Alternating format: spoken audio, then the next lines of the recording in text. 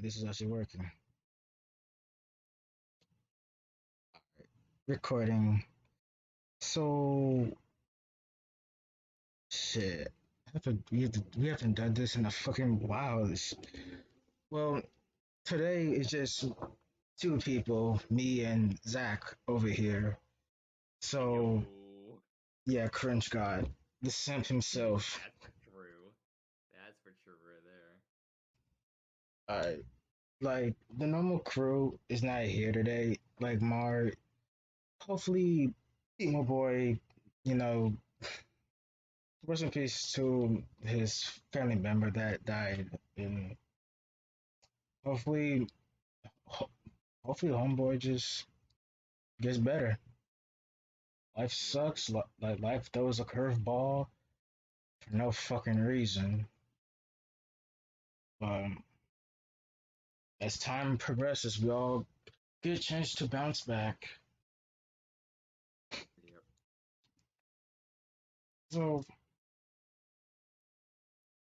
during the what's really funny is that 2020 was a shit year, and now 2021 from January to now, it hasn't been bad. It just been very eventful.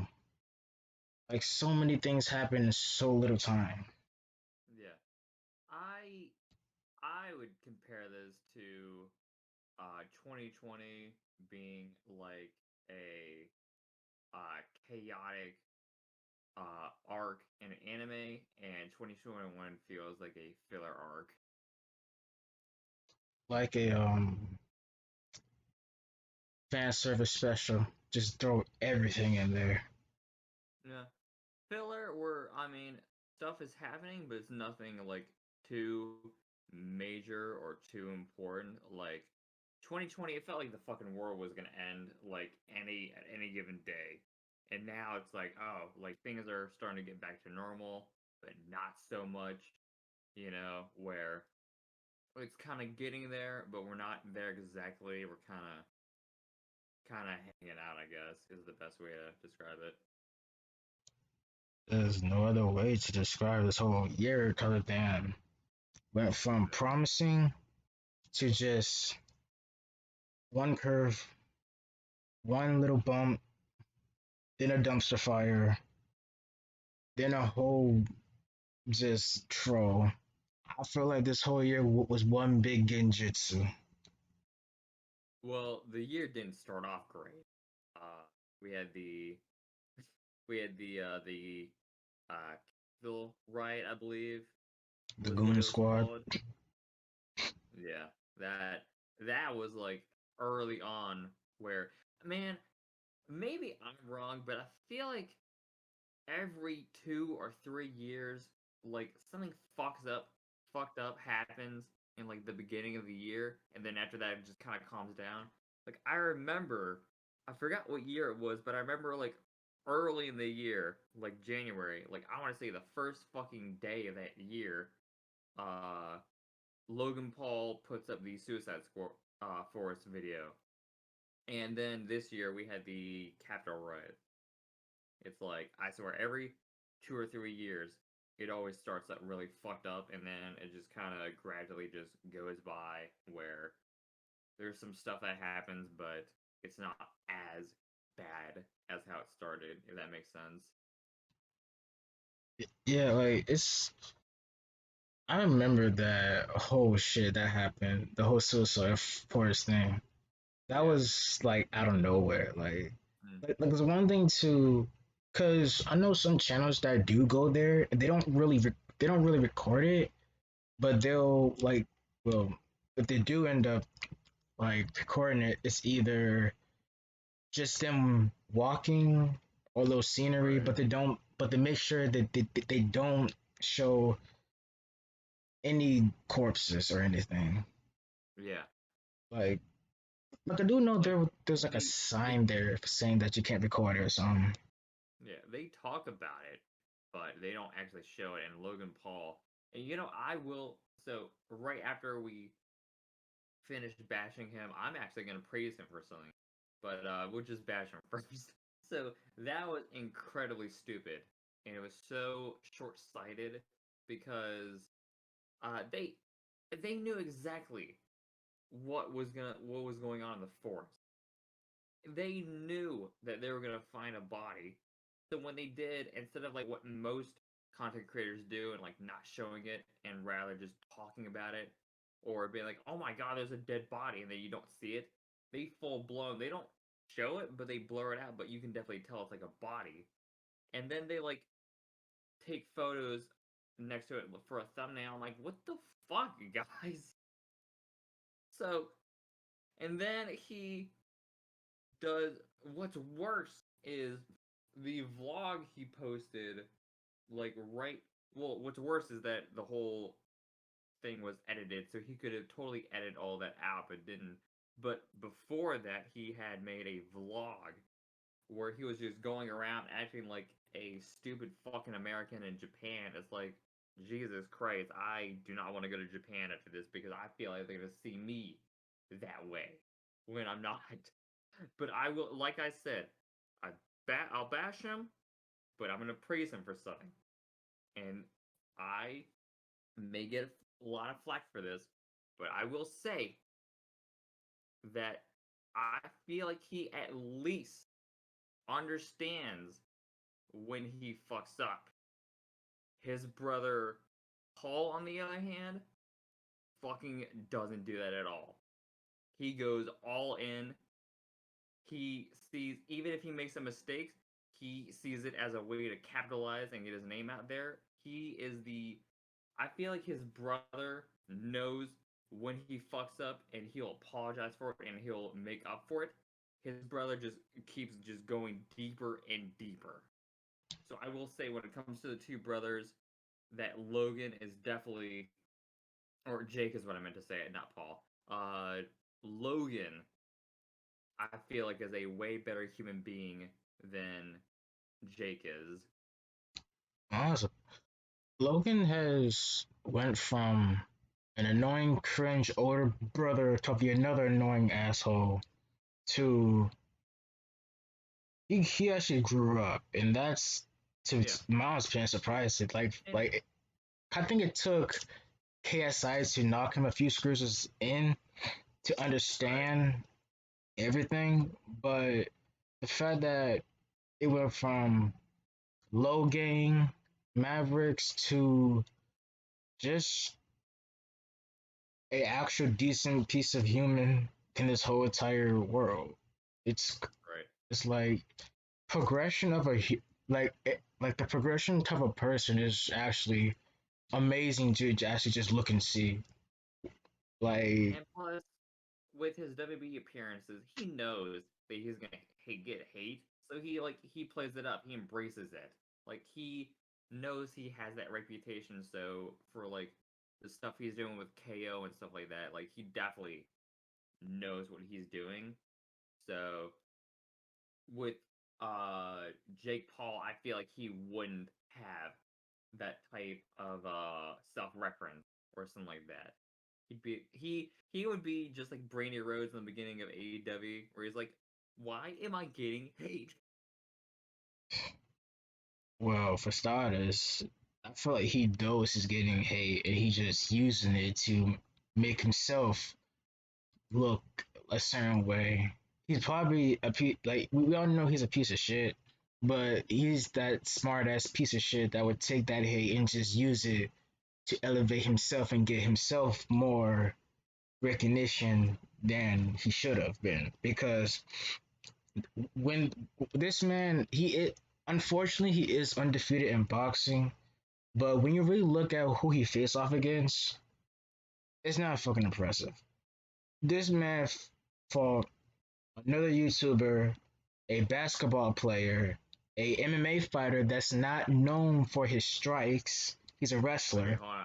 I feel like you avoided the question there. Which brother are we talking about here? Oh, Jake, fuck him. Okay, because I was about to Yeah, say the more you went on, I'm like, this doesn't sound like Logan to me. nah, nah. Okay. Like Jake, Jake is compared to Logan. Yeah, I agree I with you. can't fucking Because stand Jake. It's because like if you're talking about Logan, I would have definitely disagreed with you. But now that you cleared it up and you said that you're talking about Jake, I agree with you 100%. like it's it's just the thing that because I remember every boxing match that Jake was in, I was hoping he would lose, but part of me know he's gonna win somehow. Yeah, Whenever he's got his he undefeated streak, bro. He ain't ever gonna lose that, bro. the motherfucker faced off against another YouTuber, that's his first win, then a basketball player, second win, an ex UFC fighter. Well, I think he is ex, but this UFC fighter was is not known for his Retired. strikes. Yeah, like this UFC fighter was not known for his strikes. He was more for his wrestling. Beat him, another scrum, Right. then now another goon. Like fuck off. Well, I mean, come on, he's gotta keep his. Are you saying that Jake Paul is purposely picking opponents that he knows he'll beat just to keep his winning streak alive? You just answered the Impossible. question. Ridiculous. I can't believe you would accuse this man, Jake Paul, of doing that. It's all in the contracts. Right. Who's he gonna face next? CM Punk? Like, oh, he lost both matches. Let me face him. Speaking of CM Punk, it took two losses of UFC just to get him to understand, dog, you was born to be in this wrestling ring. The funny thing is, I feel like he would actually legitimately reach out to CM Punk, be like, "Hey, bro, you want to do this?" And Punk would be like, "Nah, dude, I'm good." I'll be like, look at this goon ass motherfucker. Right. Alright. But yeah, all right. So now that we talked about how the beginning of some of these years has been awful, what else should we dive into? I guess we could dive into I guess we could just dive into okay, how about I would say culture and media, like how Okay. nowadays movies, books, comics, games, before all this bullshit happened, it was straight up entertainment. Now it's more of Okay. a like Okay. I want to I can def I can definitely yeah. get into this. Hold on. Yeah. Here we go. Yeah, you teed this up for me real well. Yeah. It's like cuz it's this is I have a little problem with using political stuff in media. If you know how to, it's Mm-hmm. like some of it I could probably just be like I really don't give a fuck it, but Right. there's a point of there's a line you can't cross when it Right. gets too like Heavy-handed. yeah, because I remember back then movies, games, all that shit was just for entertainment for people to escape the real world, to escape their Right. fucking problems, just to enjoy the piece of shit. But now it's like I want to escape my problems, but But I'm the still in the problems are being problem. added to the media that I'm trying to consume. Yeah. Yeah, that's a problem I have definitely been having lately, and I feel like I've been noticing it a lot more to the point where I'm completely fine if you put in a social message or something like that, but it's subtle. Like I'm fine with that. Like as long as it's not too heavy-handed or you're not forcing it down my throat, I'm fine with that. But the problem is, I feel like nowadays, especially with major studios, your movie is not gonna get made unless you follow a bunch of these check marks. And the thing is, the movies that we enjoy, the movies that we grew up with, especially with me being born in the middle of the '90s ending, a lot of the movies that we grew up with was just that. It was just dumb entertainment, and at that point, like social stuff and things, if they were added in there, it was added subtly, or it was used, or there was a metaphor to it. And nowadays, it's just so blatant that I can look at a trailer and be like, "Yep, they're gonna have that in the movie. It's gonna be like this. No, no thanks. Not interested." And the most recent movie I could think of that made me feel like that, and I know that you have. I don't know if we argued about this, but we definitely talked about it. The last movie that did that to me was Candyman, the new one that came out. I'd seen all the different trailers and stuff, and I was like, nope, this seems a bit too heavy handed. And then I watched a YouTuber named Mr. H Reviews. And first of all, if you guys want, totally subscribe to him, check him out. He's really good.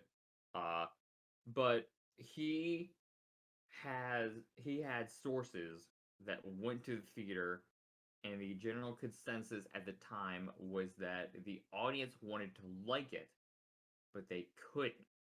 And then he dives into like the story and the plot. And the more I heard about it, the more I'm like, oh my god, this movie sounds like a disaster. There's no way they're actually putting this out. And then they put it out, and literally the first day it came out, I was working. I was ushering. I came in right towards the last 30 minutes of the film just to confirm, and I was like, God damn it, the looks are right. God damn it, the looks are right. And the reason I bring up Candyman is because there was a original, I want to say 1992 version. And while yes, it does have a lot of race issues in it, it was more subtle with it. The main focus of the movie was the power that urban legends had over people and over communities and stuff like that, that had these things, these social and racial things put upon them. They they're like, yeah, that shit is fucked up, but there's this Candyman guy who's going around cutting people up and stuff, and like we have to like band together just to make sure that like he doesn't get us. And it was a movie where Candyman made his motives clear. Like he didn't care whether you're a white, black, old, a kid. He was like, I need my legend to continue living on, and if you fuck with that, I'm killing you. Like I'm gonna make sure that this community remembers me. And the main character tries. She's doing a thesis on urban legends. I'm sorry, I'm going way in depth here, but she's doing a. This is see, I talk about movies and I just go on and on and on. So if you guys just want to skip through this when this goes live, I don't blame you. But she's doing research on urban legends, and this is one of them that she gets. And there's a bunch of these stories about how like Candyman, like he dismembered this uh disabled, mentally handicapped kid, and he like other people that he's killed. And she gets attacked by a gang, and she's like, all right, no, Candyman isn't real, it's just these gangs going around like saying that they're Candyman. So then the real Candyman, just amazingly performed by Tony Todd, Told that who man's a in the new fucking god. yeah, who unfortunately in the new movie only appeared for like the last like 30 seconds. So if you're looking for him, God, if you're looking forward to him, God fucking help you. But in the original one, he appears to what's her name? The main character. I forgot her name. Fuck. You're talking Uh, about the scene where they was in the park. I mean, they was in the yeah, parking lot, and like man's over here walking, calling her name, and yeah, technically yeah. seduced her. Yeah, he pretty much says like he pretty much said because you fucked up my legend. I'm gonna have to kill innocent people, and that's on you.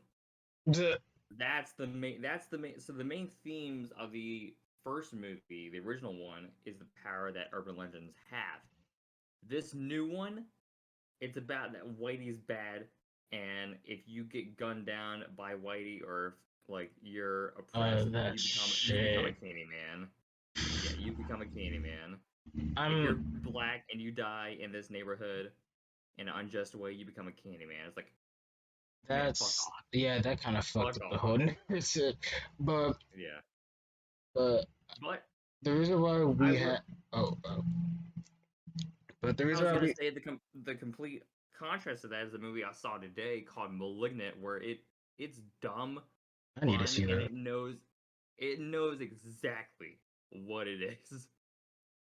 If you want a good, goofy, campy horror movie that has no politics in it, then check out *Malignant*. It's on HBO Max. If you don't want to go to the theaters, there you go. That's a complete contrast of Candyman, in my opinion. But I would say, like I was trying to say that the reason why we had that little discussion, I don't think it was because of in the movie. It was more of don't let other people's opinions. It based on what I have heard. Yeah, because like Yeah, sometimes you judged it based on what I heard. But the reason so here's the thing. If someone says that they have a source and then the trailers come out and confirm what the source says, then at that point I feel like I don't really need to check it out. But the reason why I checked it out is because the audiences were so split. So at that point, I'm like, I need to see what side of the fence I'm on. So I went in the movie. Like I said, I already seen the ending. I'm like, all right, let's see where it goes from here to get to the ending. And like I said, there was a bunch of cool ideas, but they didn't execute it well. And the parts that tie into the original, simply put, this should have been its own thing. This should have been just a straight up reboot with the ideas that they had, but because they tried to tie it into that first movie, it felt so inferior to me. Where it's like, why would you do that? You guys have so many cool ideas for this to be a reboot, but you're hanging on to this original movie like a parasite, and you're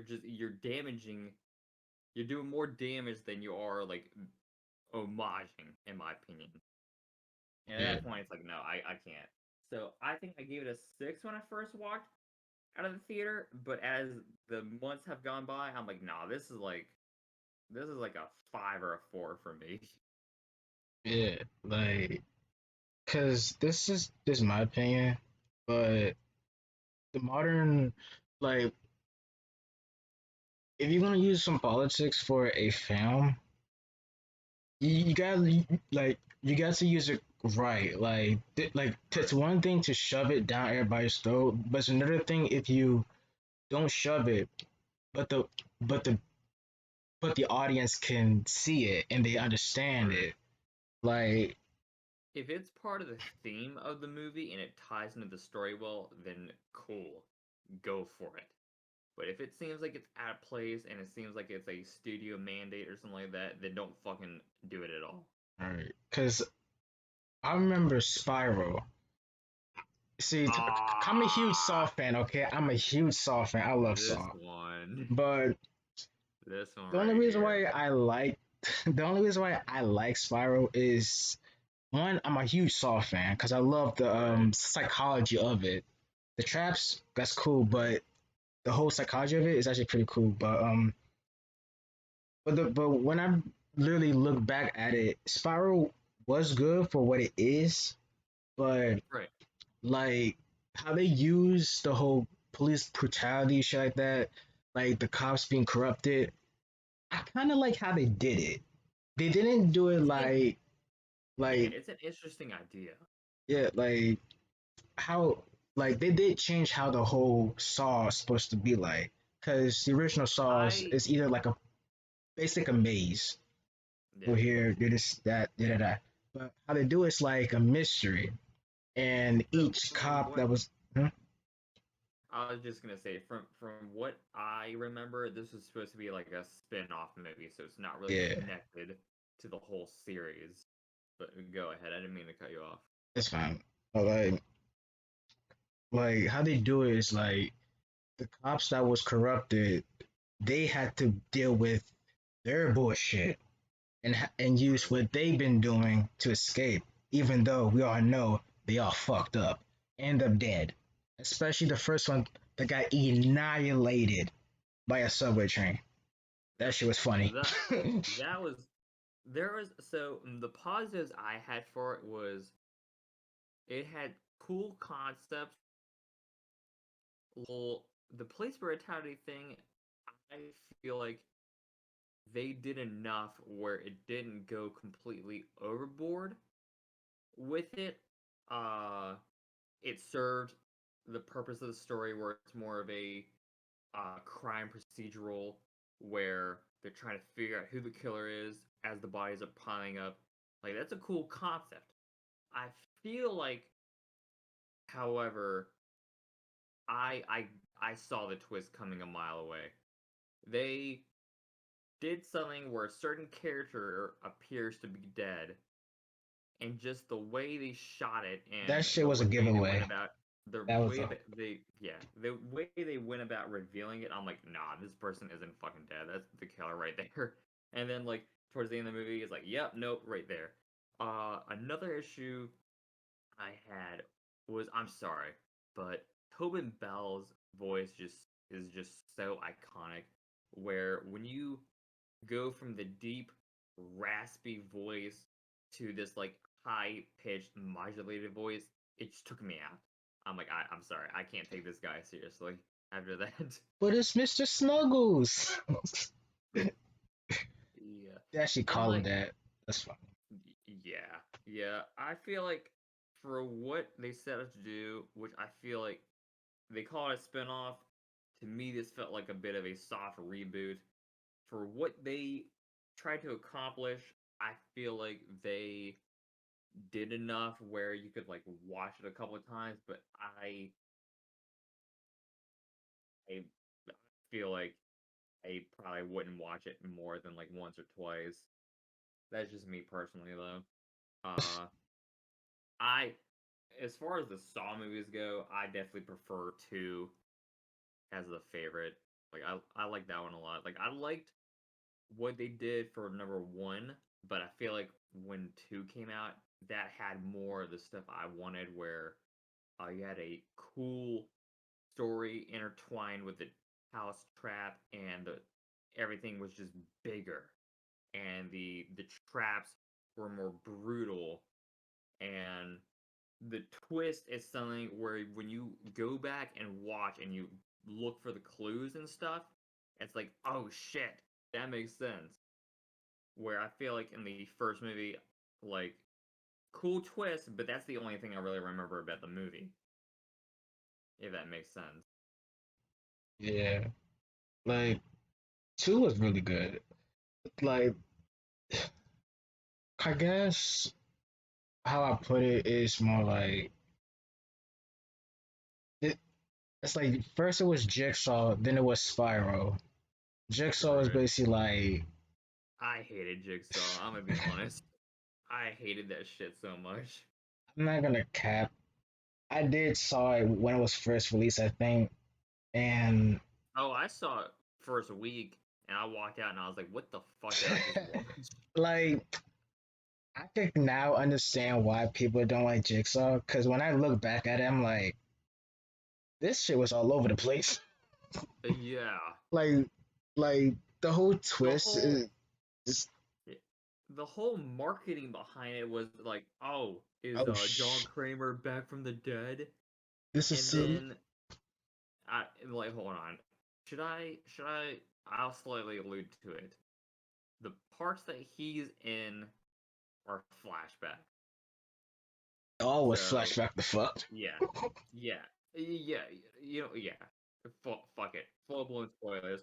The whole movie you're watching It's takes one big place ass before, flashback. yeah, it takes place before the original movie spliced in with what's going on in the current day. Bro, Yeah, what makes it I even wasn't a fan worse? at all.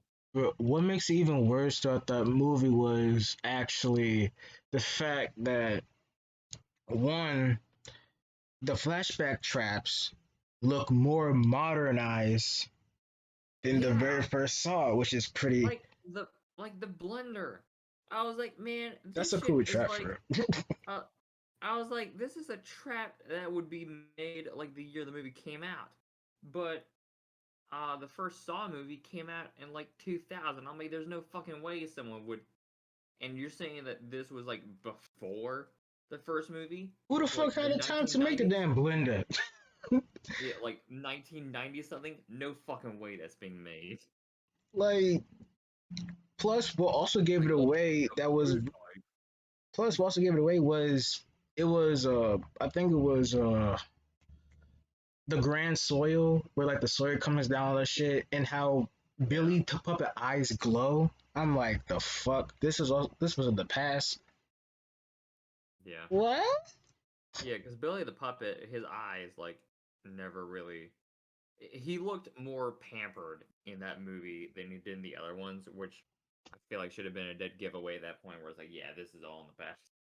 But But like you guess said, the traps don't make sense for that time period. Like my thing is, if you're like, if you're gonna do a movie that takes place in a certain time, and I feel like the Stein Fear Streets accomplished this to an extent. If you're gonna make a movie set during a certain time period, you gotta make sure that you're consistent with it. You gotta make sure that the movie feels like it came from that time period. Like you wouldn't watch the Vitch and have one of the characters pull out an iPhone because that takes you out of the experience right there. this is Back to the Future. Right. Like if you're watching, yeah, if you're watching a movie that takes place in like, like the passion, if you're watching the Passion of the Christ, and all of a sudden Jesus is like fucking riding a hoverboard, like the ones that we have now, like I'll you're pay fucking money instantly to taken see out. that. I'll pay money to I see would, that. you know Fuck what? that. I would too. I would too. Honestly, I would fucking watch that. But I'm just, my point is, like that clearly doesn't belong. And if you do that, you're pretty much just making a spoof movie at that point. Pretty much. But it was one trap from Jigsaw that I really fucking love. It was it was the gun trap where he put the that Oh, shit was fucking where clever. it was reversed. Yeah, I lo- this, that this shit is your had key to me. freedom. Here's your key to freedom. He wants us to Yeah, kill each other. The bitch took the joint. yeah, I'm like, God damn, you big dummy.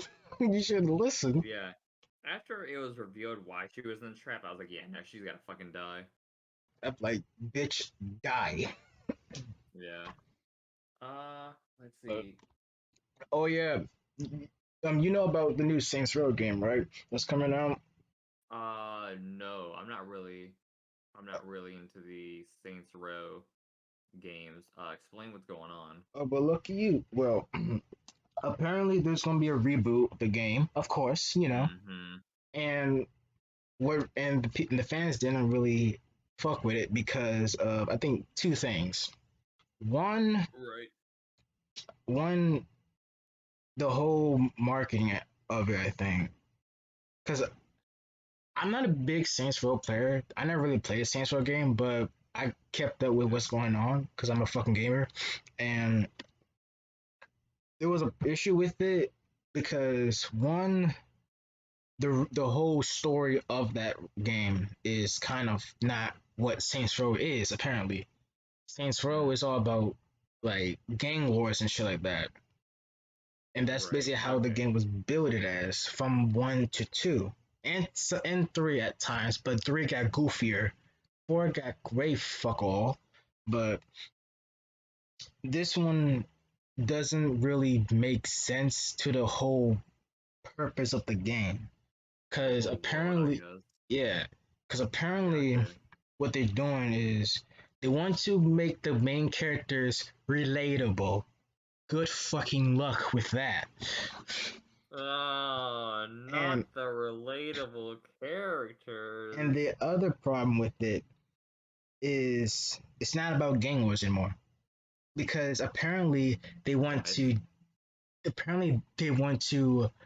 get the money and all that shit, rob, do a heist, and this to pay their student debt, their loans. What?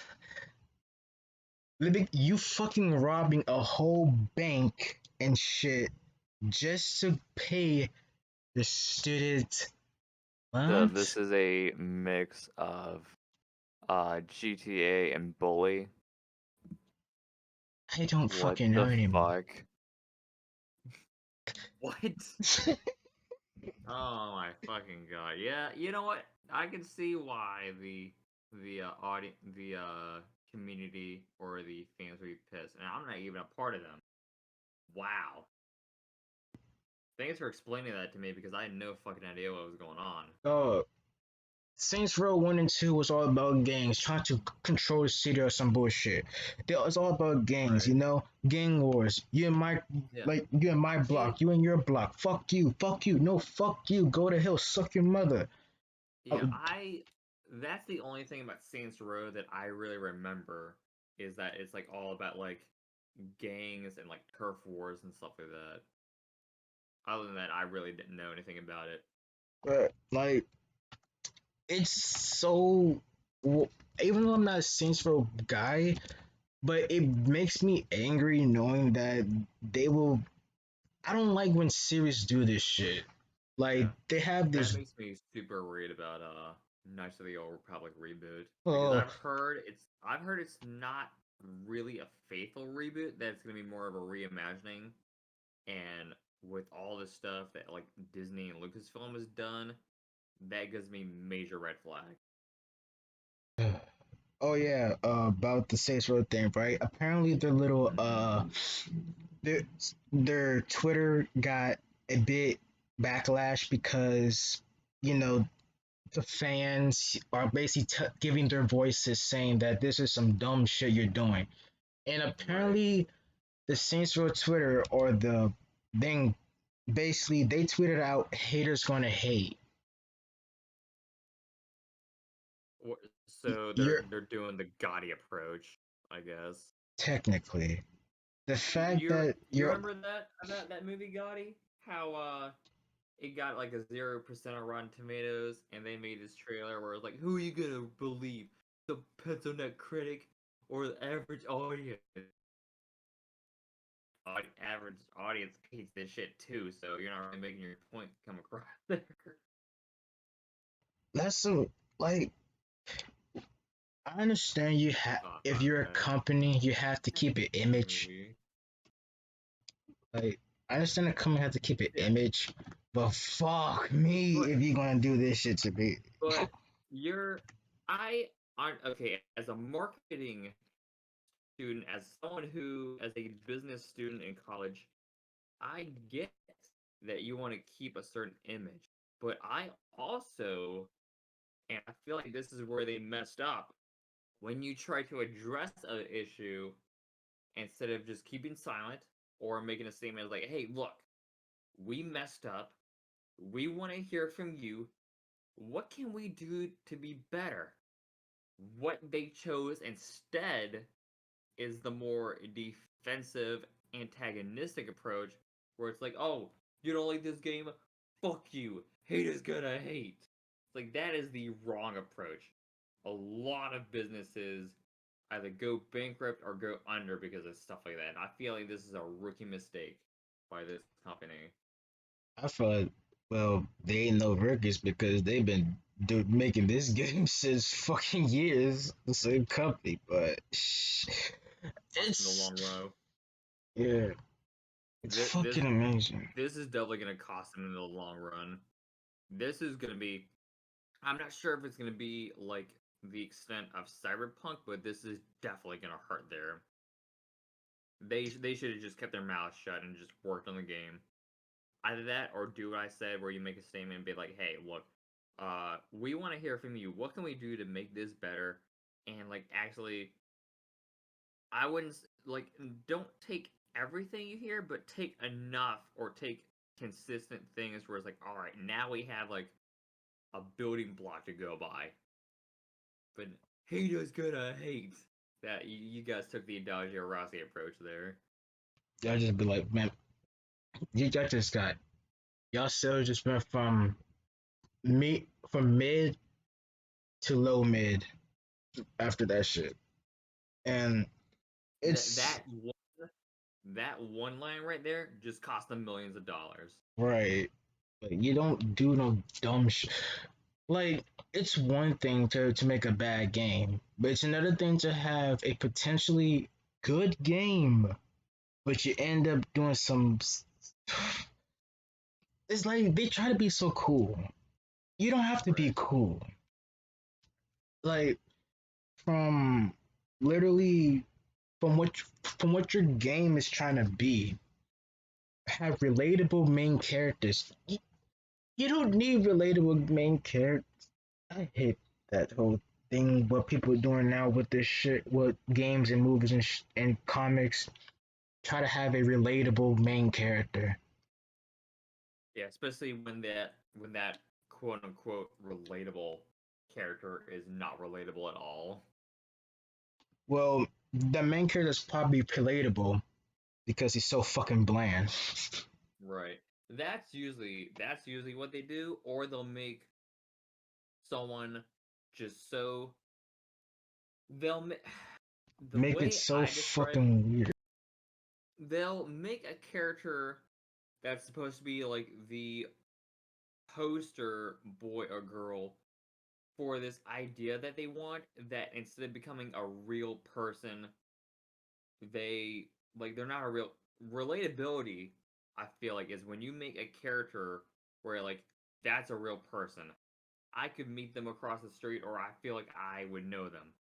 What most companies do when they try to make a quote unquote relatable character is someone that's just so unrelatable, where it's like, yeah, no, this is someone that like a department or marketing team came up with just to spin this message. Like that's not a person at all. For example, I'm not Starfire and that one Marvel little thing Oh they was trying to do and God! shit. Remember, Ray Skywalker is also a relatable character, by the way. fucker. But Yeah, Finn should have been the fucking guy with the Force. I I stand by absolutely that. agree. I That's the stand by the first. fact that he should have been the main character of the series. For real, you showed this motherfucker in the very first trailer He's pop the up, first thing we see. right? I was like, oh shit. Okay, We I'll be honest with he's you. When I saw he's him the the first first thing we time, see, and he has the lightsaber. when I first saw him, I'm like, you're gonna have a black main character? And there's this school? Bad. Well, not only that, but the idea of seeing the trilogy or the new movies from the point of view of a stormtrooper is interesting, because Right. we never had that before. Because for people who aren't big Star Wars fans, the difference between clone troopers and stormtroopers is they got rid of the clone program at the start of the Empire. They started like just kidnapping people or taking children from their parents and raising them to be soldiers, where that's the only thing that they know. So having a stormtrooper break away would have been such an interesting idea, and I feel like They that fucked is it such a all cool up. concept, but they went along with that for the beginning, and they're like, no, we have Ray, get out of here. They fucked up that whole how you Like, like what companies will do you always guys want to watch the stormtrooper, or do you want to watch the bestest ever? do. It's like you have a good story, but That's you the thing that decided to frustrates fuck me. it up. That's the thing I have. That's the thing I feel with movies in general now. Most of them have cool concepts, but they choose to squander them for their politics or their viewpoint or what's going on with the world or other stupid shit like that where it's like, no, you had something. You had something right there and you chose to fuck it up at the last second just so you could push your message. It's like I fucking hate that shit. It's like it would be so one of my favorite horror movies of all time is Cabin in the Woods. It would be, and I know you said that it had a message, but I feel like it was more subtle than that. I feel Yeah, like it was actually subtle, like it like wasn't in your face, but if yeah, Cabin in the Woods was made today, the main chick would be like, well, I'm a survivor because I'm a girl and I'm better than the other guys. it's Like cat. if Cabin in the Woods was made today, I guarantee you that's exactly what it would end up being like.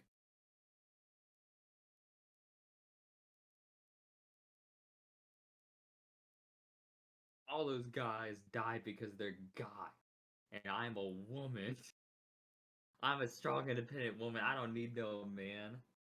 It's like When yeah, the Cabin in the Woods works because it takes the classic horror movie tropes and it uses them with the story. Like there's even a line in the movie where the pothead guy was like, he was talking about Chris Hemsworth's character. He's like, yeah, this guy's like he has a PhD in like physics or something, and he's like acting like a meathead. This is not him at all. Like, what the hell is going on with this guy? like they've been this most movies now, or just most media in general, is more Yeah, of let's have a cool ass concept, a very unique right, concept, but remember you have to use this message. right. And Like most I of the people said, in the writing room be second verse. like, it's like most of the people in the writing room, I bet to you that the Mm. first drafts of most of these movies were way better Which- than what you got now. Yeah. Well, like I said before, I feel like a lot of major studios have a checklist, and if you don't meet those criteria, your movie doesn't get made. That's why a lot of smaller studios like A24 and stuff like that, you have movies that you haven't like you've never or you barely seen movies like these before. You don't see well the only movie that I feel like maybe had a strong feel like they pushed their message a little too much was Midsommar. But other than that, I feel like a lot of their movies they don't have like a message. And if they do, it's more of like, you know, messages that everyone can relate to. Now, I might not have liked the way that Hereditary ended, but the messages towards the movie about like fearing that you'll inherit traits from your family that you despise and having to deal with like grief from like, loss of family members and stuff. That's very real things that people deal with. And it's done in the movie just so well that what I hated the most about the movie was they had that and then towards the end they just turned into like a stereotypical like spook house movie where I feel like they just went a completely different direction. Uh The Green Knight is another really good A24 film where it's a retelling of a classic King Arthur poem, but there's also a lot of like metaphorical images and stuff going on.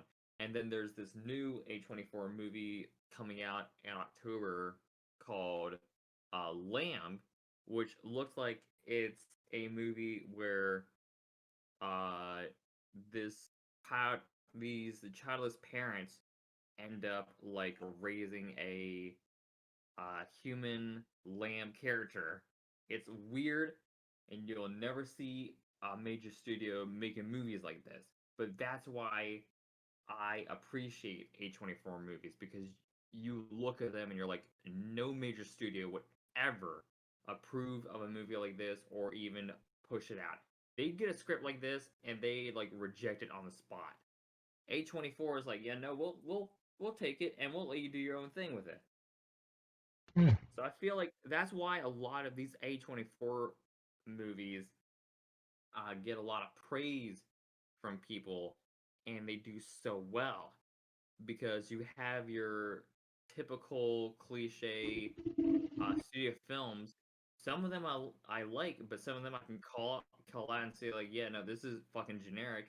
And then you have A24 where it's like a more indie film where people are like, this is different. This is something I haven't seen before. And I feel like it's just getting to the point where more and more people are leaning towards that I want to watch something different approach than like being given the same old, time and time again. And I I feel like we're guess going to see a bit of a turn there sooner rather than later. yeah, I guess that's Especially why with I mostly COVID. yeah, Like COVID got COVID was like perfect for like a bunch of these smaller studios and directors to like put stuff out because at that point people would watch anything. It's like, oh, there's a short film, well, let me watch that, or like something will drop and they'll watch it. Like COVID definitely opened the door for like a lot of new people to like go on and do bigger and better things. I I guess feel like COVID has accelerated that turning point I'm talking about where we see that with a bunch of these box office where some of these movies that studios thought were going to do well are actually not doing well at all. Like like Black Widow for example. Black Widow did so well that Scarlett Johansson is suing Disney for uh her losing out on millions of dollars because of how they released the film. yeah, bigger companies just don't understand what I feel like these major companies are trying so hard to get a certain audience, like Yeah, try so hard I to definitely have agree with them that. like try to get the younger audience or people like us around our ages and everything, but they don't understand that that's not what we really wanted. They They don't think understand the audience that they're trying to uh play to, if and they that makes think they sense. do. And like they think they do by putting all this shit in it and How do you then do, fellow kids? right, that's how they really be. Like it really be like that. Like especially if it's like teen drama or coming of age stories. Like Right. no, we don't act like this. We not like this. This is not what we're Yeah, into. they Half of us always don't care. they always portray kids as either being rebellious, rule breakers, or just straight up stupid. It's like there's there's more to like there's more to teenagers and young adults than that. Like I feel like you haven't even like met someone around the age that you made in this movie and you're just going off like what you've seen on the internet or stuff like that.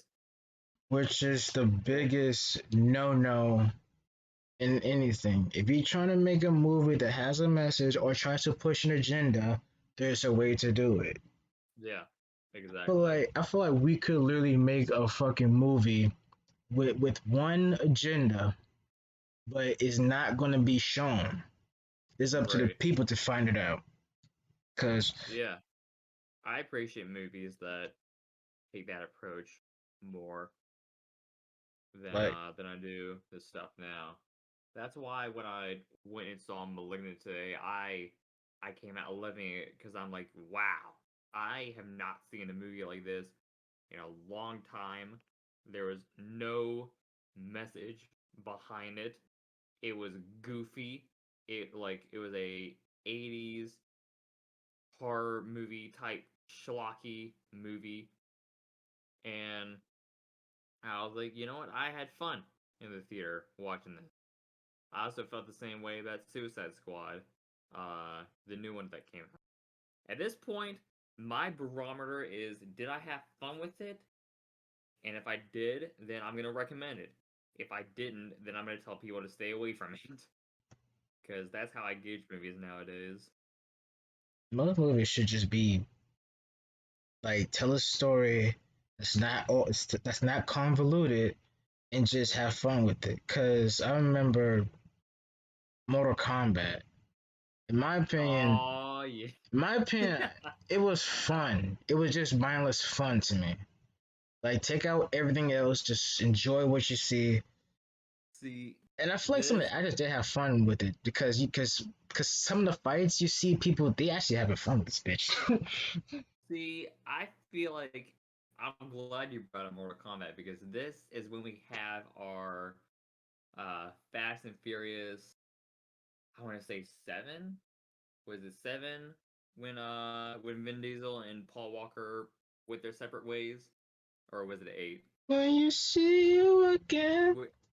Whichever one it was. This is definitely our like parting thing because I know you absolutely love Mortal Kombat, but I have gone on record saying that I would watch the one from the 90s over this new one because I didn't watch this in theaters. I watched it straight on HBO Max. I had it on my 4K TV. I was watching it and I'm like, and I know that they're going for the dumb fun vibe, but I feel like it got too dumb. And I feel like the biggest issue I had was the main character they had that was supposed to be the audience avatar. I fucking hated him. I'm like, you already have a character for this, and you teased him at the end. It's like I am not gonna fucking remember this guy after the movie, and I just don't remember his name. I'm gonna be afraid. The main character I could care less about. I like I feel like there weren't. Try their hardest to make this It was motherfucker like he's from Mortal Kombat Conquest mode. That instead of motherfucker, I don't. instead of focusing on what people like about this series, they went too hard into the story. And the story's boring and stupid and slow. I feel if you want to watch a good Mortal Kombat movie, you don't want to watch the 90s one, I would say watch Mortal Kombat Legends Scorpion, the animated movie. Because that's exactly what this should have been.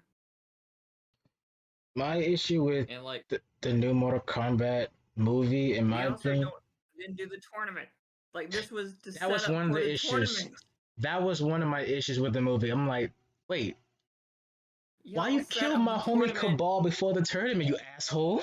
Yeah, I'm like, yeah, y'all called this Mortal Kombat, but the Mortal Kombat tournament or the movie is setting up that tournament. It's like, oh, so like, this is pretty much just set up for the real movie. Fuck Zach, off. Zach, this was the Royal Rumble, okay? See, This is the nah, the road to Royal WrestleMania. Rumble, the Royal Rumble at least has more action than this movie did. like, like that was my main issue with the movie is the fact this is because I was excited because the fights, but then the movie I'm like, wait, we didn't have the fucking tournament, assholes, and y'all Right. literally killed my homie Cabal, my main for Mortal Kombat 11. You fucking assholes. I will go on record and say this. Well, I didn't like the movie. The parts with Scorpion and Sub-Zero were like my favorite parts of the movie. Like that God, beginning, oh my God, the beginning 10 to 15 minutes was the best part about that movie. I And then the came Scorpion when and I saw that Sub-Zero, shit. and then the Scorpion Sub-Zero fight at the end, take the main character out of it. That part right there, those are like the two best scenes in the film, and I will die on the hill for that. Did you see how they had to retake that "Get Over Here" for homie from the trailer to the movie? Right. That's how you know. It's like Cole, the main character for the movie. I didn't. He was a he was a he is basically the created character from Mortal Kombat Carmageddon or any WWE game. He's just a created character, just a bland ass character. Right. Like the only good characters in the movie was Kano. Fucking him was great. Oh yeah, yeah. He was literally Homie was the funny as the shit. three best things about the movie was uh Scorpion, Sub-Zero, and Kano. Everything else I couldn't give a fuck about. I literally marked the fuck out when they show Cabal. I love Cabal. Like, I'm mad they killed him. I want him to come back, but it's like I feel like that movie was just fan service in a somewhat fan service way. Cause even though the story was fucking non-existent, I don't feel like it was fan servicey enough in my opinion. like not that type of fan service, but it's like only because of the No, fights. Everything else is I like, I know I get what you mean, but I'm saying the fan service stuff in my opinion is like the fatalities and the fights and stuff like that and the recognizable characters. But I feel like they didn't have enough of that. Is what yeah, I'm saying. I feel like they had too much of this story that no one gives a shit about instead of honing in on what people actually wanted.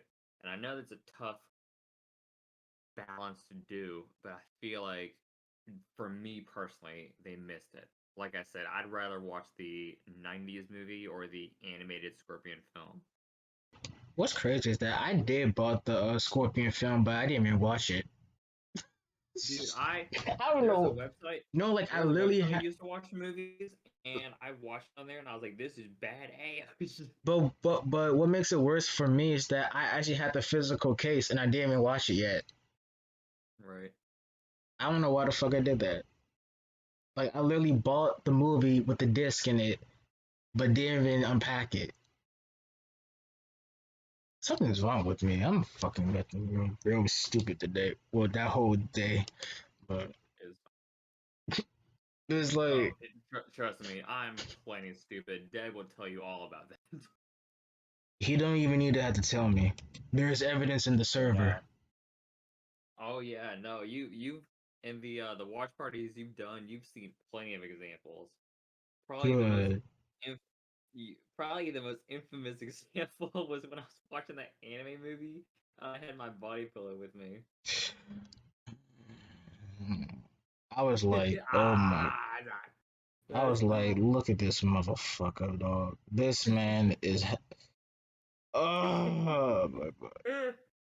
uh, There's a I've had reason why you live in Virginia. It's I've the gotten first like part of the. It's the first part of the word virgin. I think I've gotten like what 3 or 4 new cases since then. So You just got caught in 4K. yeah, well, Well, whatever. crispy audio, maybe. Whatever. Whatever. I drink a fucking Seagrams. I'm rocking and rolling through this thing. At this point, whatever I fucking say, I don't give a shit anymore.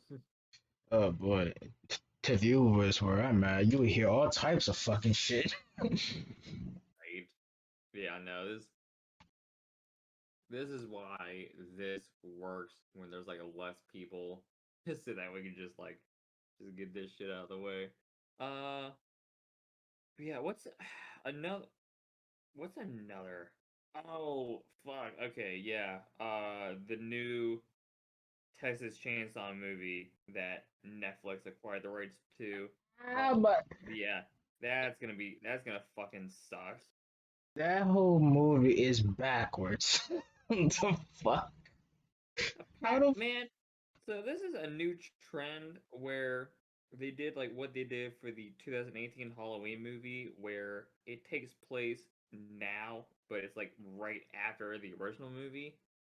Like they already did that. It was called like Texas Chainsaw 3D, but now they're doing it again and they got like fucking old man Leatherface, and these kids go to Texas, and they're like you know, they're talking about like gun rights and shit like that. And I'm like trying to take away guns. Like, dude, the one person you don't want to take a gun away from is fucking Leatherface. Like, if you look, you take one look at that guy. I'm like, no, I'm fucking pulling out my piece. I don't even have one, but I'd definitely pull out a gun if I ran into him. And I'm like, I'm not taking a fucking chance. And I want people to remember, they talking about gun rights and take away guns in a horror movie. Once again, political message being inserted in there. Oh, and apparently there's a Confederate flag in one of the buildings, and they want to take it down. And Leatherface's mom argues with them, and she gets in a heart attack. Oh my and then she dies, and that's what sets Leatherface off. It's like at that point, I got my hands in the air. I'm like, fuck. If I watch the trailer and I see that shit, I'm like, this is non-canon. I wonder if they have a trailer out. I don't think they do. I feel like they're either at post-production. Well, I feel like they're finished because the rights to it got acquired by Netflix. But let's see here. This whole movie is non-canon. Fuck everything. This is non-canon. This is a separate universe in the millennial world. Right.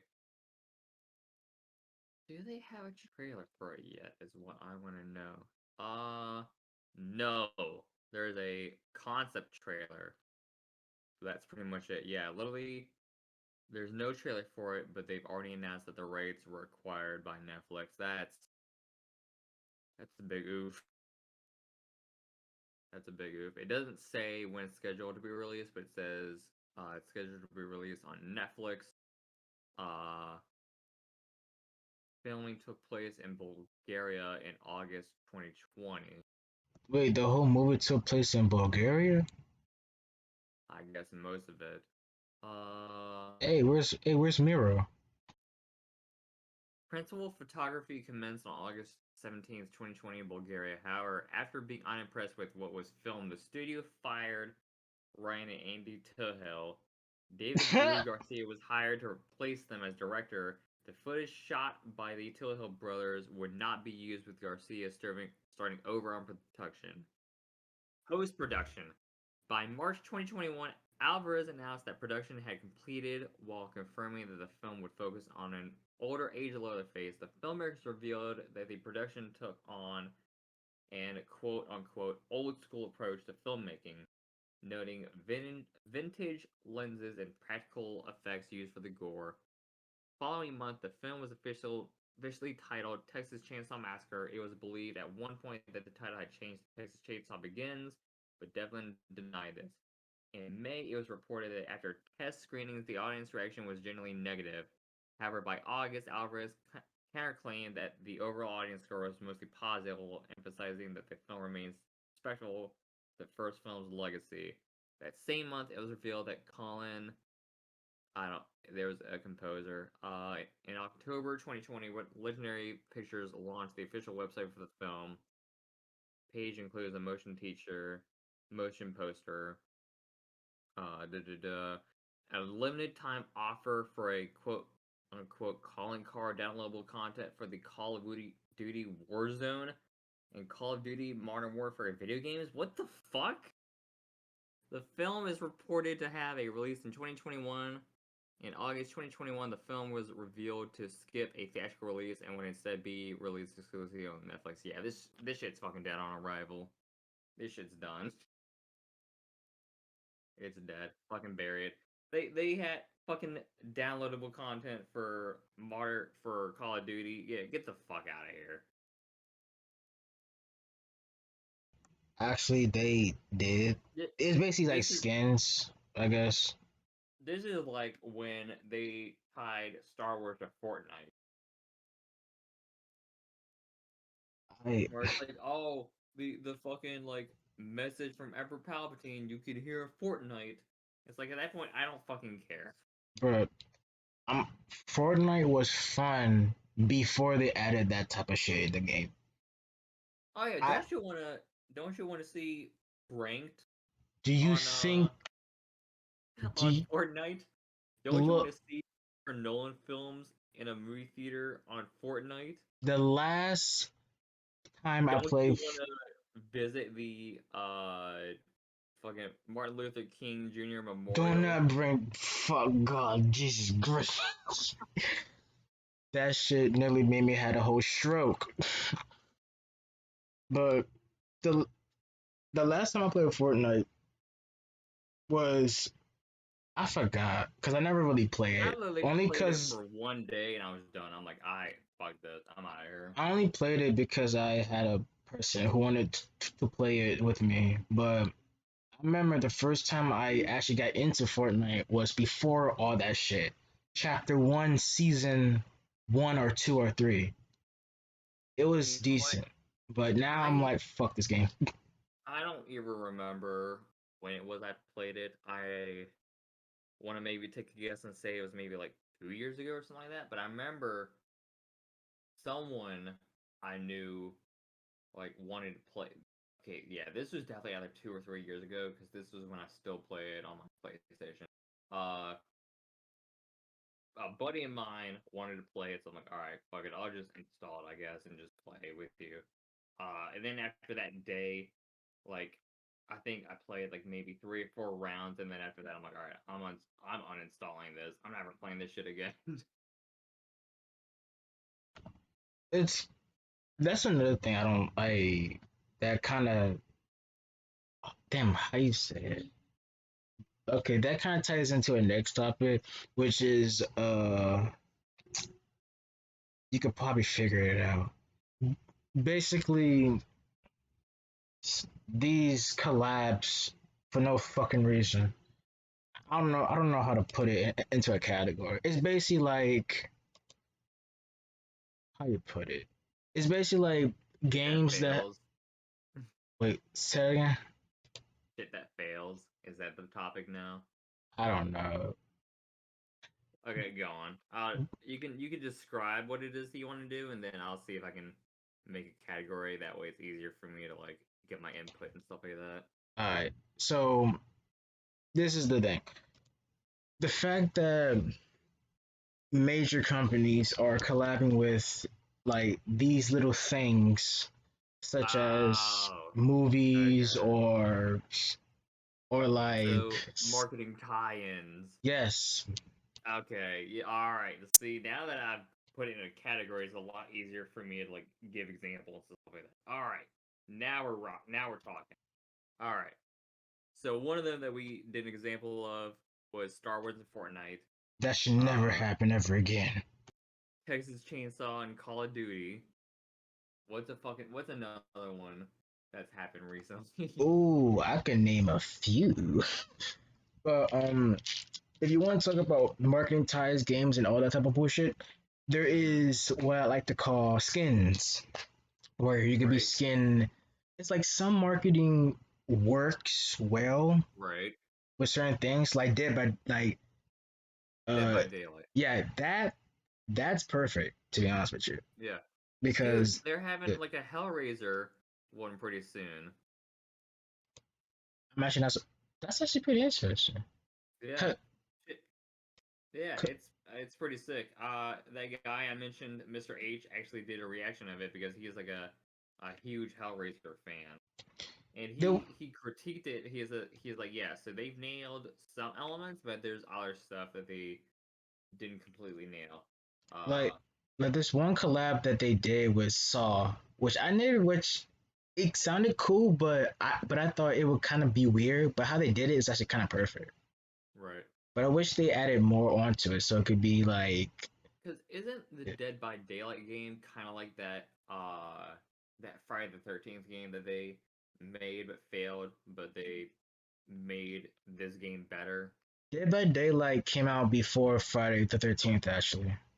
Oh wow, okay. So Friday the 13th pretty much copied them Well, then. actually, I could look into it because Hold I on, think there let me look it was up. because either they was both made at nearly the same time as a coincidence, or because I remember Friday the 13th had a like a Initial release date was May 26, 2017. for which game? Friday the 13th. May 26, 2017. I have no idea when it went to production though, but that's when it Because came out. I saw the early versions of that game of Friday the 13th. It was like a little demo. Oh, Dead by Daylight came out June 14th, 2016. Okay, yeah, so Friday the 13th copied them then. Pretty much, I guess. But it was like certain games or certain marketing makes sense because Warzone, I think, or Modern Warfare had a Billy the Puppet skin from Saw, which I was thinking about getting, but I'm like, I don't play Call of Duty for real. Fuck that. Right. And then there's some marketing ones that kind of works, but same time you was like, that's kind of weird. Like Right. like guest characters in fighting games. Yeah. Some make sense. Some is basically just a marketing ploy for the next movie. Hey, I'm still waiting for fucking Shaggy Rogers to be in Mortal Kombat, baby. That shit's gonna be dope. I remember there was a tease in I think it was the Mortal Kombat Legends movie. Yeah, yeah. That was fucking clever. Yeah, I remember Matthew Lillard, who voices Shaggy and actually portrayed him at the two live action movies. He was like, "Is this my I've made it moment?" Like that was fucking clever. But Yeah. we all know it's not gonna happen. But the fact that they would I'm do still something like holding that was hope, pretty man. cool. I'm holding on to hope. But yeah, so like, there's definitely some tie-ins and stuff that works, or like collaborations that work, and then there's just some that just completely fucking fail. The most infamous example, like we mentioned, is Martin Luther King and Fortnite. That just does not fucking mix. Uh, what's another fucking bad That one? was, in my opinion, cool concept, but it should never happen. Horrible execution. Dude, If, they knew. So apparently, there was already like emotes and stuff that the characters could do that they already blocked off before they did it, but then there was some that they completely forgot about that players found, and then they went back and did it. It's like at that point, like if you know people are gonna take advantage of it, you probably shouldn't do it. Then you it's probably should. This is a game where let's not be around the bush. Martin Luther King was fucking shot in the head. And what screen do you see as soon as you pop out of the little memorial thing? Aim for the head. It's kind of bad taste in my opinion. the fact Kind that of in now I bad taste. notice it. That's fucking. Oh my god. Yeah, like I said, this is something that should not have happened. This is something that was clearly done by like a studio or like a committee where it's like, oh, what are the kids into nowadays? Well, Politics. or, well, no, they're like Fortnite. Like, perfect.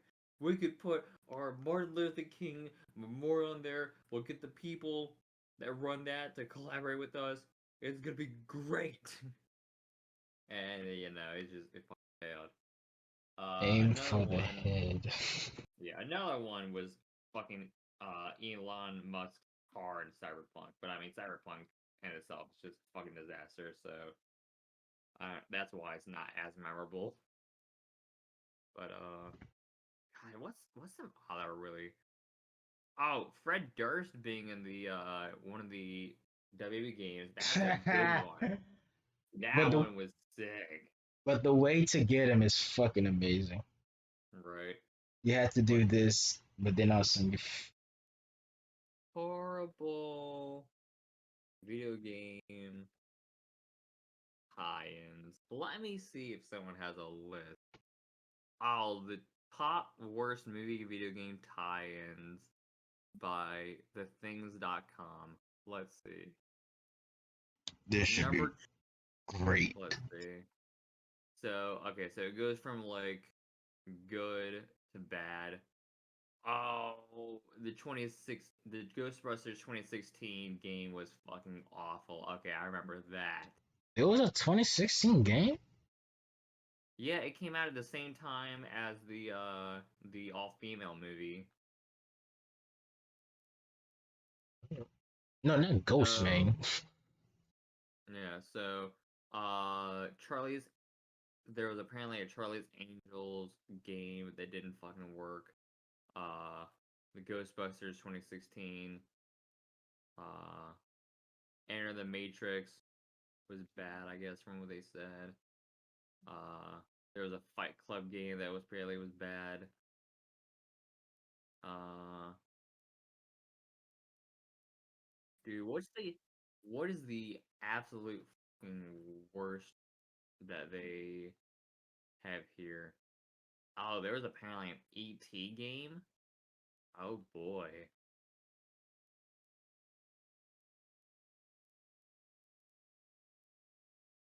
Yikes.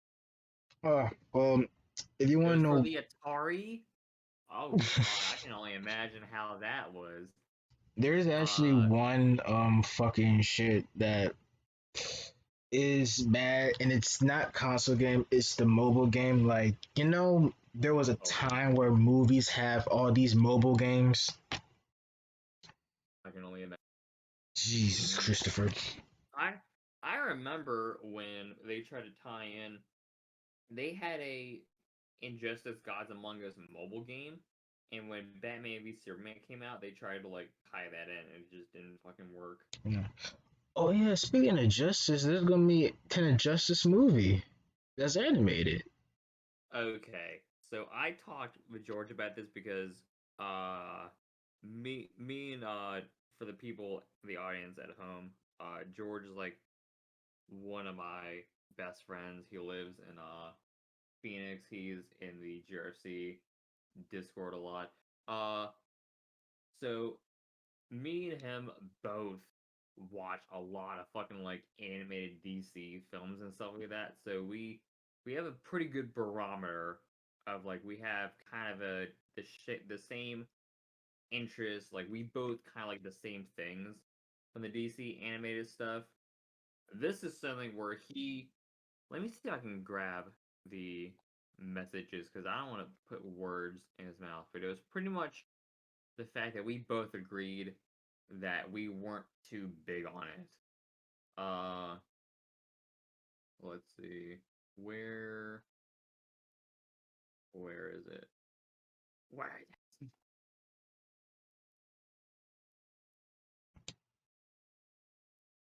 I I Okay, always here we like go. Justice League.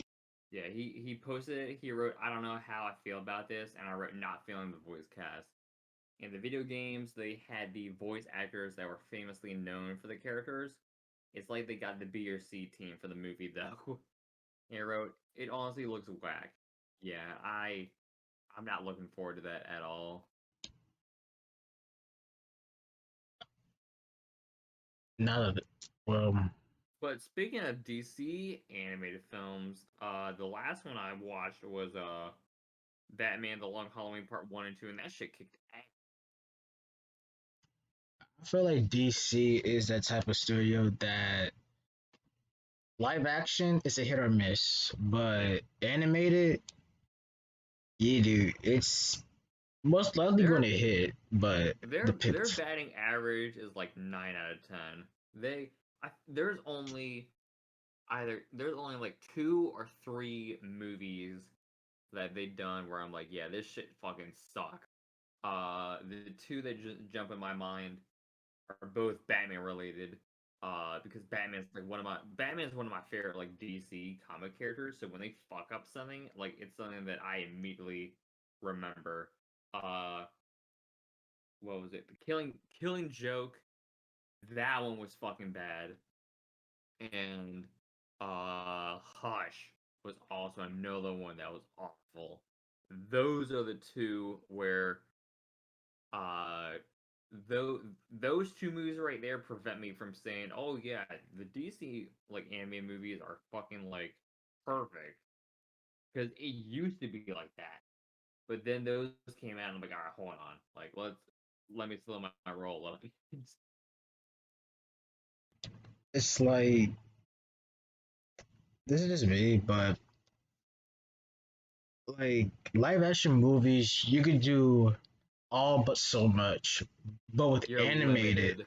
yeah, but with animated, shit, you could do whatever the fuck you want. Yeah. Because with live action, the problem is you have to make it grounded where it's believable.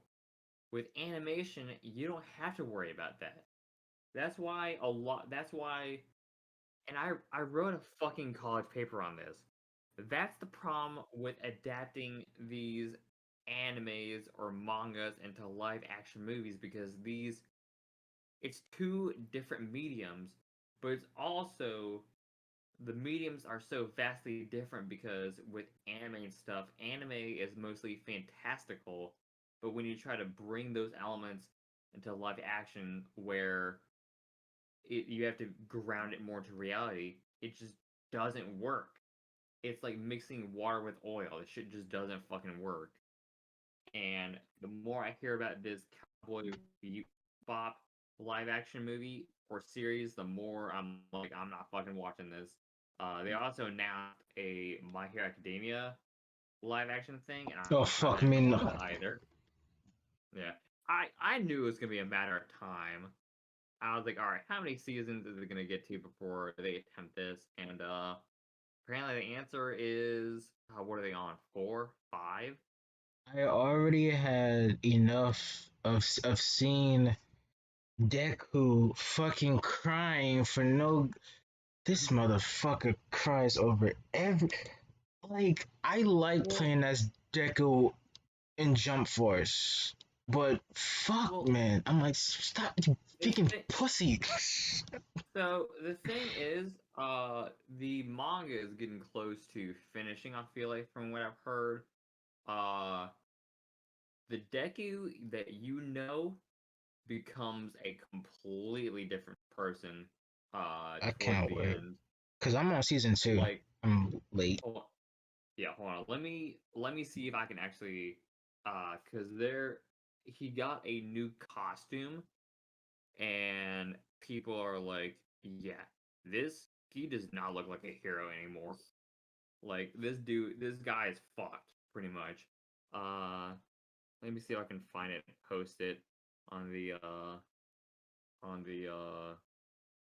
little gimmick One we got for going on. all, Detroit smash, Delaware smash. But you live in Japan. Why are you talking about the United States? Right. Please call it Tokyo turmoil. Oh yeah, here it is. This should be. I found it right here. This is what his costume looks like in the manga now. Oh, I can't wait to see this. Yeah, and that quote sums it up perfectly. Looking at him, you'd never guess he was a hero. I need to start binging this season and go to next season. Go to the next Yeah. season, but I need to see what the Oh, fuck happened to dude, this group. right right now in the anime, because I watch My Hero Academia dubbed. I'm sorry, I'm that guy. I But when watch it comes dub to anime shonen, regardless, so when it comes to shonen, I feel like 9 times out of 10, dub is way better because it's more streamlined.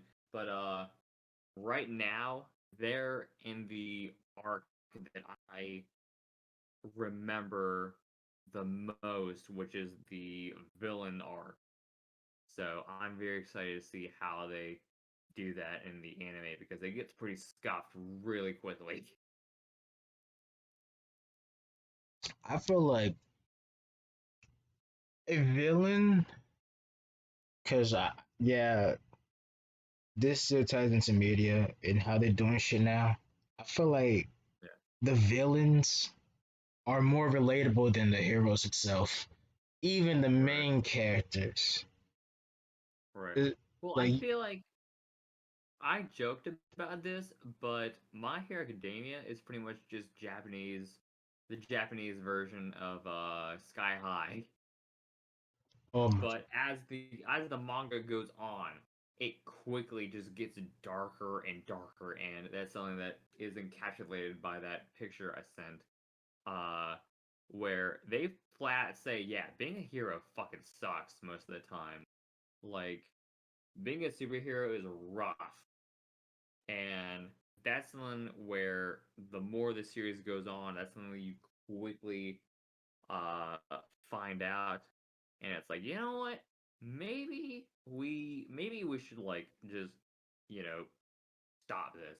I mean, they live in a super powered society, so I feel like that's something where it's like you can't do that easily, but the series shows that sometimes having a superhero system can be really scuffed, and it sometimes can do more damage than it does good, because how do I know you're on season 2, so I'm trying to say this without spoiling things, but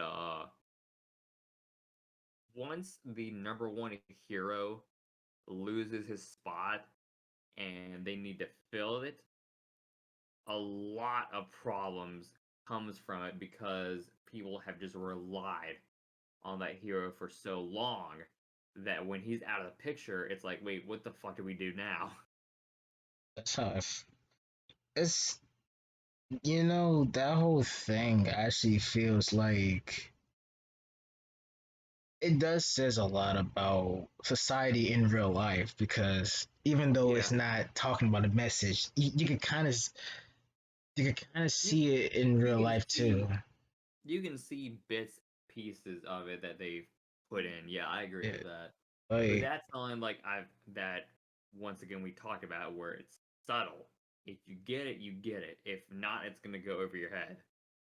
yeah, like the fact that they always glamorize like heroes as perfect or Celebrities. basically yeah, but And that's something that the boys do well too, but oh my, I need to the watch that. boy the boys make it where with My Hero Academia, people love heroes, and the boys, uh, when you find out what these heroes are like when the cameras aren't rolling on them and they're not in their facade, they're real fucking assholes.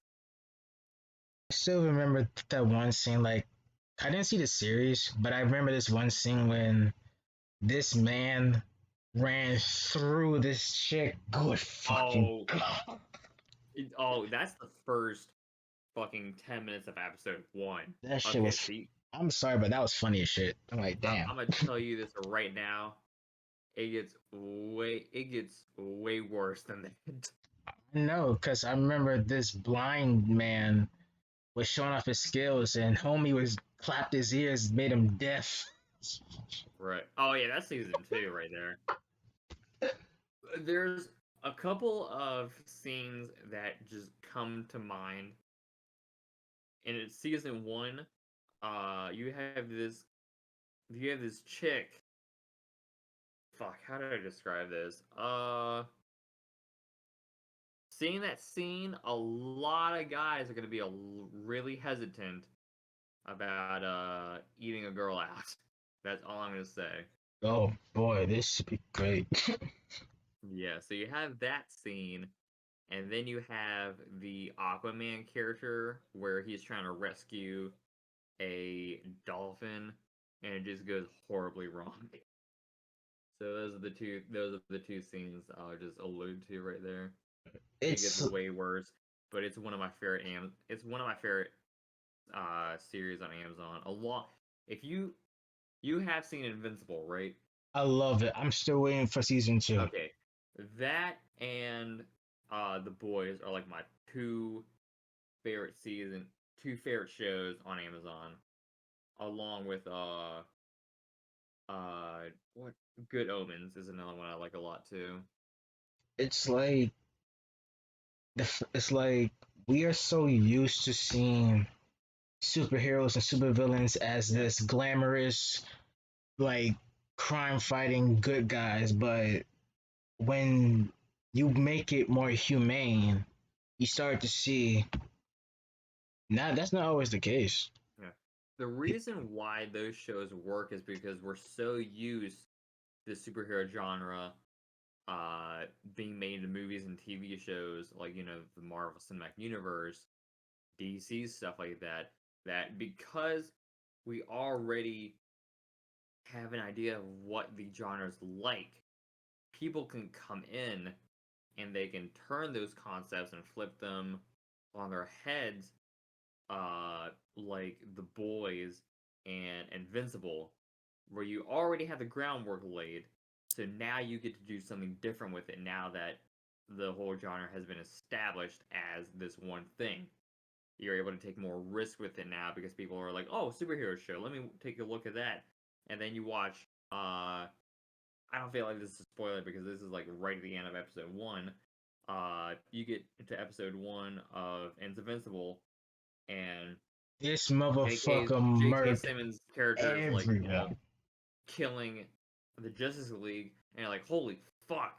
All right, I gotta see like where they go from here. And it's not Like only just that killing as a them, hook. and it's not just only just him killing them. It's literally gore. It's like, yeah, You it's don't see that in like Marvel or DC like that.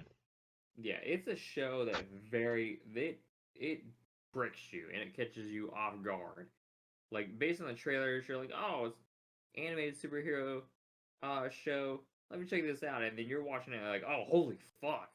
People are like dying, bodies are being ripped apart, people are getting bludgeoned. Like this is not a show for kids, And I think but that's the that's best part about it. and I think that's one reason why that people see superheroes as like that way, because normally they when they say superheroes, they mostly think it's like for kids and all that. Right? Especially with all the shows, the cartoon kids shows that's like superheroes. But now it's more for like realistic and adults. Yeah, there's definitely some that appeal to kids or that's aimed for kids, and then there's other shows like Invincible and The Boys and shows or movies like that that definitely appeal to like a more adult audience. So I feel like that's what's so good about this genre is that it has mass appeal to different audiences. If it's done right, then you can like then you're able to like make it for different audiences and they'll enjoy it. Right? Like I always wanted to have this little, because I always have ideas in my mind, Right. especially since you look at mainstream stuff, you just want to like I don't know if you feel this way too, but when you look at mainstream stuff like mainstream music, games, all that shit, you and you see how people react to it, saying that this is not what we want or whatever. You just want to create something that is different. Like you have the mainstream stuff that you're using as a base, but but twist it to make it more Right. like different and all that. Yeah, Like exactly. like like like I remember I was looking into like the new Warriors for Marvel that flopped, and I wanted to use it as a base to show you that this type of shit, if this actually happens in this actual superhero baseline, they will get fucking killed Well, against villains that's powerful. that goes into the whole like what's going on in the West versus what's going on in Japan as far as like manga and stuff goes, because Marvel and DC are just putting out this bullshit like the I'm not Starfire. yeah, I'm not Starfire, Gotham High. There was like a queer Justice League series that they were talking about doing. Justice League Queer, I think it was called. Like literally, that's what it was called. And meanwhile, you have that, and then you have I forgot who did it, but there was like a company that put out like what were the top 20 highest selling like books and stuff, and it was all manga, and it was all like new manga. Like I feel like the only stuff that was there that was like recognizable was like Demon Slayer and stuff like that. But other than that, it was like new concept uh manga and stuff like that, and not a single Marvel or DC was on there. Like it's plainly obvious that people are getting sick of this bullshit.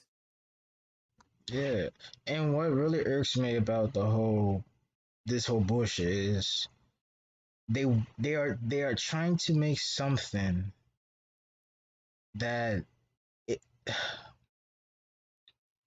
I'm bisexual, right? Oh boy, let And me brace myself.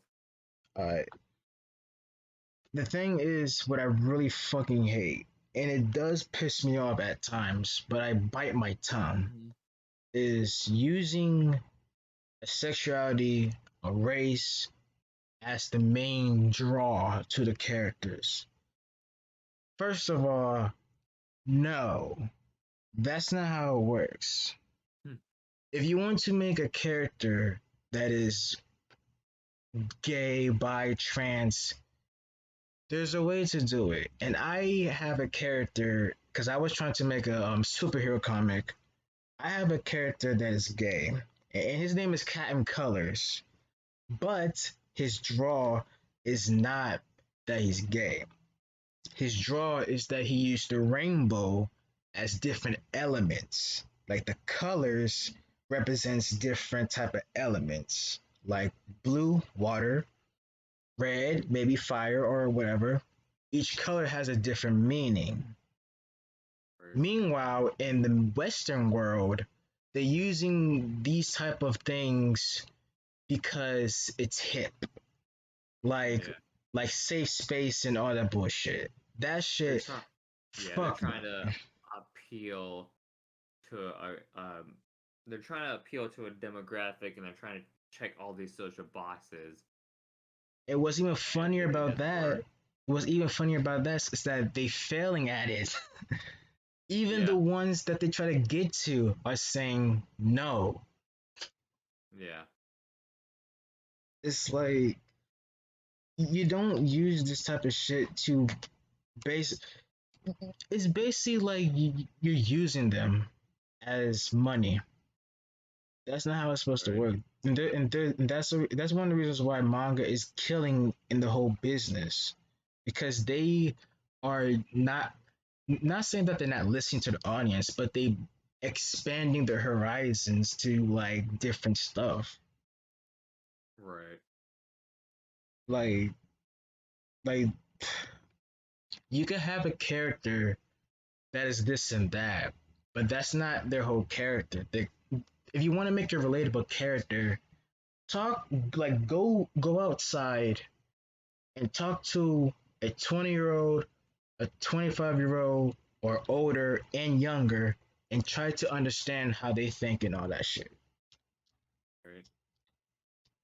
Like, if I can make a relatable character right now, there could be a guy named Vinny. The reason why he's relatable to everybody else is because he has to pay taxes, do this and that, but he also feels like he could do more. And basically as the story progresses, you see how he evolves from a fucking miserable fuck to a to a grateful person but he's still fucking up because he keep getting into fights at the bars because he loves True. violence. So that you make a good point, and this is also something I want to talk about because I have two different methods when I'm creating characters and stuff, and this is something that's definitely on display on Top Tier Tuesday, where I mostly which is mostly what I do on GRFC. Uh, but according to ABC Mouse, I guess I'm Monday Night Massacre. So all right, good. Glad you watched the product, buddy. But the two ways I go about making characters. One of them is making them as believable as possible. So my character, of course, because obviously that's a what's the word I'm looking for? It's my ideal self or the way that I want to be portrayed as, but also making him a wrestler. So that's one grounded character because I'm taking aspects of myself and I'm transplanting them onto this character in a way that's believable and it makes sense and you can tell that he is like a real human being. Another example that's more fantastical in this category is Carmilla Noctem, because she's a character that I had originally conceptualized when the mobile game Hogwarts Mystery came out. Like she was a character just wanted to add to the game because I'm like, oh, there's werewolves in here, so why not vampires? And then when I wanted a manager for Zack, I was like, you know what? Let me just add Carmilla, and then I just built upon that. So that's that one category. The other category is let me just get out as outlandish and as crazy and as goofy as possible. There's numerous examples of that.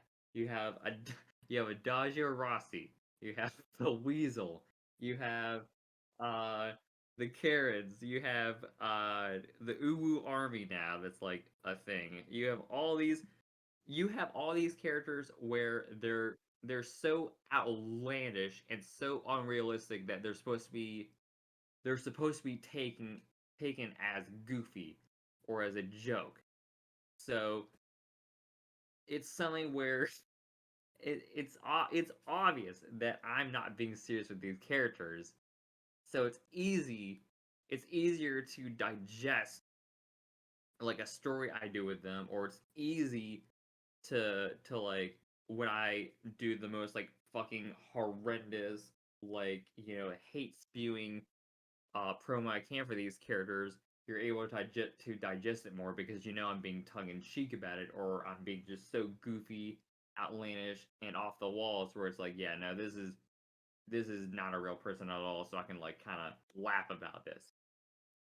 Another example of this is like Danny as well, where he fucking wins his matches with a dab elbow drop. Like, obviously, that would never fucking happen, I will but it fucking does. kill him if he was real. The reason why it happens is because I have gotten the audience used, the top tier audience. I've gotten them used to taking these outlandish and goofy concepts and just going with it. So now that's why some of these characters are household names or they're characters that you look forward to seeing because unlike Monday Night Massacre, Top Tier Tuesday is a show that doesn't take itself seriously. Although there are some serious storylines and stuff, we're mostly just doing it for shits and giggles. So that's why you have more characters like that. So those are the two kind of categories that I have when it comes to like me making characters. Is like I'll take characters that are more grounded to reality with maybe some like outlandish elements that'll enhance them, like Zack, Lilith, and Carmella, characters like those, and then you have the goofy, outlandish characters that you could look at them and be like, yeah, no, that's definitely that category. So yeah, those are the two ways I go about making characters. And the Literally, fact that literally, people, yeah, literally, Dead will like come up with like maybe an idea, or like he'll mention something, and then I'll just go, and then I'll take that concept and make it a full blown Flesh and Bug character. An upcoming character that you're gonna see once Zack comes back from excursion, when that happens, is gonna be one of those concepts. That's all I'm gonna say without giving anything away. But yeah, literally, what character was it? I forgot what it was, but there was a character where Dad had made a joke about it, and then I ran with it so much where I was like, "Oh my god, this is gotta be something that we do." I feel like Adagio might have been one of those. Command Shark quickly became that.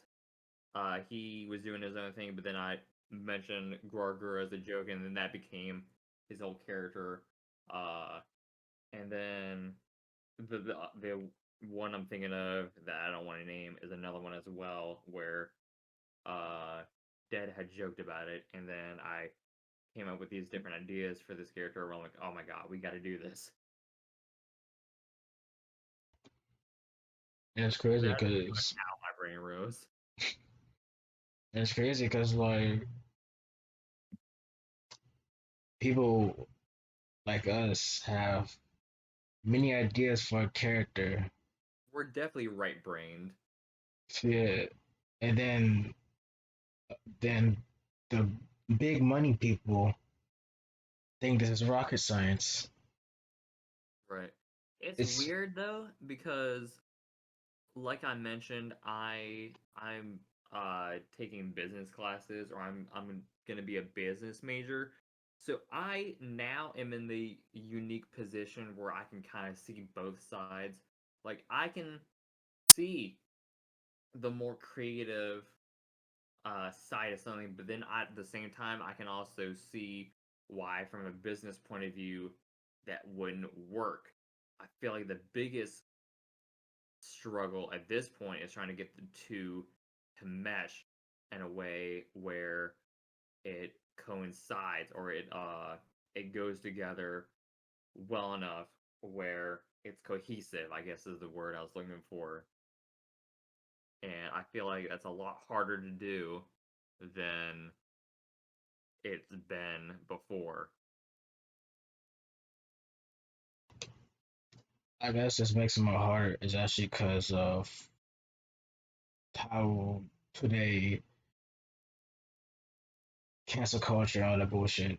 Even though I believe, Fuck that. even though I believe cancel culture It started is, off as a good idea, but then it quickly morphed into a witch hunt. I think it really morphed into that because Vic Mignogna and Johnny Depp are the two biggest examples of why cancel culture has failed in recent years. but I think it really failed is because because people took something that is good and decided I am immortal. The Decided thing to be. is, this happens all the time. There's a popular saying where the road to hell is paved with good intentions, and that is absolutely true, because the whole Me Too movement stuff was made with good intentions to get people like Bill Cosby and people like that put away, but then people saw it as a chance to get attention, or to get clout and fame and other stuff, or to like get a better job. So they look at someone that they despise, and they're like, that person raped me. That person did da da da da da. And because the person speaking out is a woman, and current in the current social climax, or the climate, I guess I should say, because of the social climate we're in, 9 times out of 10 you're gonna believe her over him, and that's exactly what Amber Heard said in a audio that was leaked before the case happened, where she said, I could tell people that you hit me and that you did all this stuff to me, and no one's gonna believe you because you're a man. Which That's is literally what it's become nowadays. Is just people to take advantage of this. And the shitty thing is, because this has happened when real cases happen, now that you have these two notorious examples of where it didn't work, people aren't going to believe you anymore. And this is going to hurt real victims in the long run, in my opinion. But right. like we said, people take a concept that has good intentions and they fuck it up for their own personal gain. And in the long run, it's going to hurt more than it helps. That's actually fucking true for us. It's like the fact that we be taking something that is a good thing, but then when they see how much power it has, they could use it for anything. And the fact that when she said that, and I think that's why some of my family members is like kind of a bit annoyed by this type of shit, saying that why didn't you say this earlier or some shit like that. And I'm trying to tell them the reason why they can't say it earlier is because of power. But Right. since people are fucking it up and either making lies or anything, the credibility is not is nearly non-existent. Yeah, credibility is gone at that point. Like, you're not gonna believe me because why would you believe me at this point? We are fucking doomed. Yeah. Sometimes I This wish there was a big ass rock from space just to smack this fucking planet, and I think you everybody's gonna turn good now. you know what? The more that society develops into this, the more I'm like, you know what? Thanos is right. Right. Thanos was the good guy the whole time. He Right. was doing us a favor, But you know what? Maybe Thanos had a point after all. which is even scarier because some of the villains in any movies, they ain't wrong. What they're So doing is wrong, but the reason this why is isn't that wrong. a concept that I've always gravitated towards, and this is why I have so much fun making Zack a despicable, evil heel. I feel like the best villains are the ones that you can sympathize with. You understand their motive, but you also know the way they're going about it is the wrong way. Thanos, for example, he's absolutely right in what he's saying, but the way he goes about it is the worst way possible. And as the villain, as the audience members, you understand that. That's why those villains work so well, because you have a hero.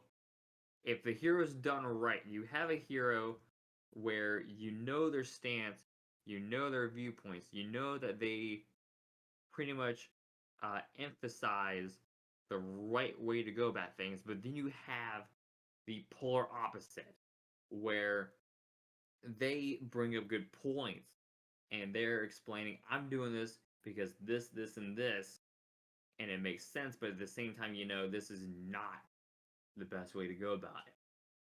So I feel like those type of villains are more memorable because of that aspect. Like Thanos, like I don't as a white guy, I'm not sure about Killmonger. I get where he's coming from, but like I said, not the best way. I don't feel like Kill Whitey is the best option. Uh, but Heath Ledger's Joker is another one. Villains like that are just so interesting to dissect. And I feel like that's something that we don't get a lot nowadays. I don't think we get a lot of that now because the villain's supposed to be portrayed as the most hated people. You want them to lose or go to He's jail the or die. devil. Yeah, but it's like I swear, if somebody don't do this, then I will do it. I will have a villain to be the main antagonist of the movie, but when the sequel happens, he's one of the protagonists. Oh, same when I do Don't Breathe, pretty much. Basically, yeah. But how I would do is like this. The villain wins in the movie. Well, well, first part of the movie, he wins. The heroes, well, the reason why he won is because the heroes stopped them, and it's the hero's fault. Something got fucked up. So they need the villain to help them fix it. I don't know why, but I feel like I've either seen or heard that concept before, but I can't put my finger on it. That's definitely one that it sounds familiar, but I can't place a reason why. So I feel like you're onto something, but I don't know whether it was executed well or not. If It this probably did wasn't. happen, It probably wasn't executed well, but what so when you were giving your idea, the version I would have done is you see the villain as like this stereotypical villain, like oh, da, da, da, like whatever his motive is. He They try to stop him. He wins, but then there's a cliffhanger ending where the heroes realize, oh shit, what the fuck, like kind of thing. And then in the sequel, you see it from his point of view, and you understand why he does it. So then when you like realize that the heroes were trying to stop him, you're like, maybe you're at that point. It's like, all right, the superheroes that we were following, they're the bad guys this time, because now that we understand why the villain was doing this, they're trying to prevent him from doing this. And then when he won at the end of that first movie, you're like, all right, that cool. Like that's the way I would go about it if I did that concept. like mine would be like they stopped him, but the reason why they stopped them is What have because you they did. done? Is like the reason why I would have them stop the villain and the heroes win at that one is because it shows how ignorant and not Right. understanding the heroes can be. I feel like we could honestly blend our two ideas together and it would work. Right. Because Like, I feel like we both have aspects of something that can easily be put together where it would work. like I think my concept kind of came from how Doom Eternal was a bit, where Mm, you okay. where you awaken the icon of sin. Right. And my version is like they stopped them, but the villain was trying to like. Well, my little lore is that there's this thing called Walking Armageddon, which is one being that could literally destroy anything. The villain tried to keep him at bay, but the way he's doing it make it seem like he's fucking up everybody's life. Oh, don't you mean Dr. Samuel Hayden, right? Yeah, but Yeah. Samuel Hayden's a fucking dumbass. I would I got I happy when I saw him get like fucked up. I'm like, you dumb bitch. I liked his I like the sound design that I'm they the did for Samuel him. Hayden. There, there's a there's a video on YouTube where it's like there's two videos. There was like every scene that he was in the first game, and then there was one where it was just like his voice line. and I've watched those so many times because the sound design and stuff is just so good. You can't just blow a hole to the surface of Mars. That shit had me rolling. That is a Right. weapon, not a teleporter. Every time I see that and hear that, I just fucking that is the fact that he is so serious makes it even funnier. And you know, Doom guy is literally don't give a fuck about what he's saying. Right. And it's just background sound. Doom guy's like, shut the fuck up. I can do whatever I want. Here we go. I found it. Just a hole into the surface of Mars. Yeah, that's it right there.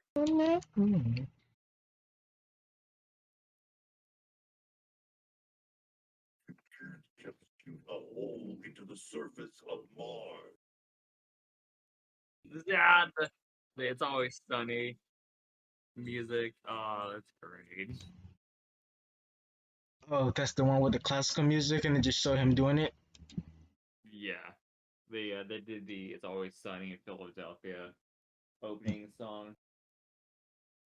Yeah, yeah. His the sound design is great. I believe they man, who did they get to voice him? It's someone from from Overwatch that they got, and they just like modulated his voice.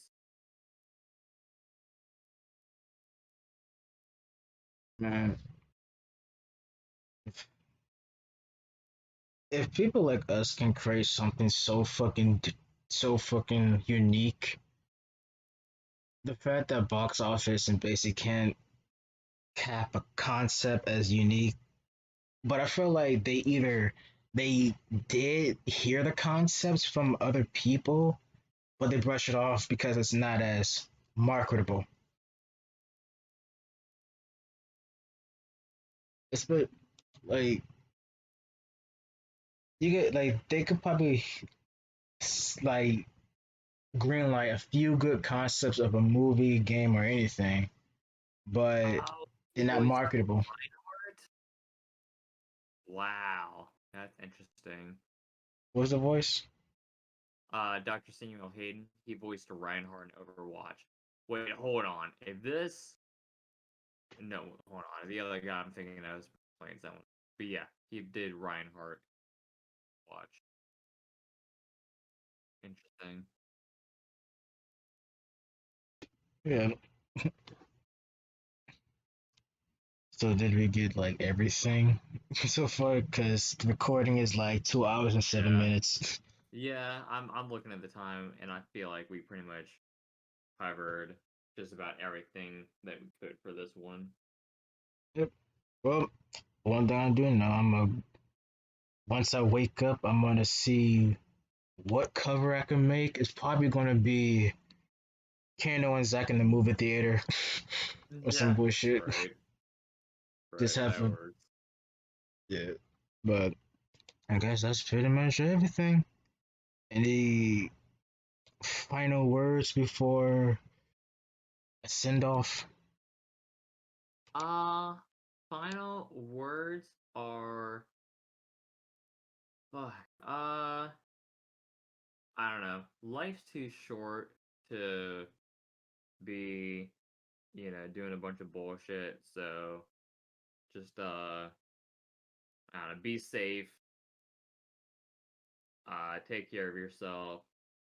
Uh, have some fun. Don't take things too seriously, I guess.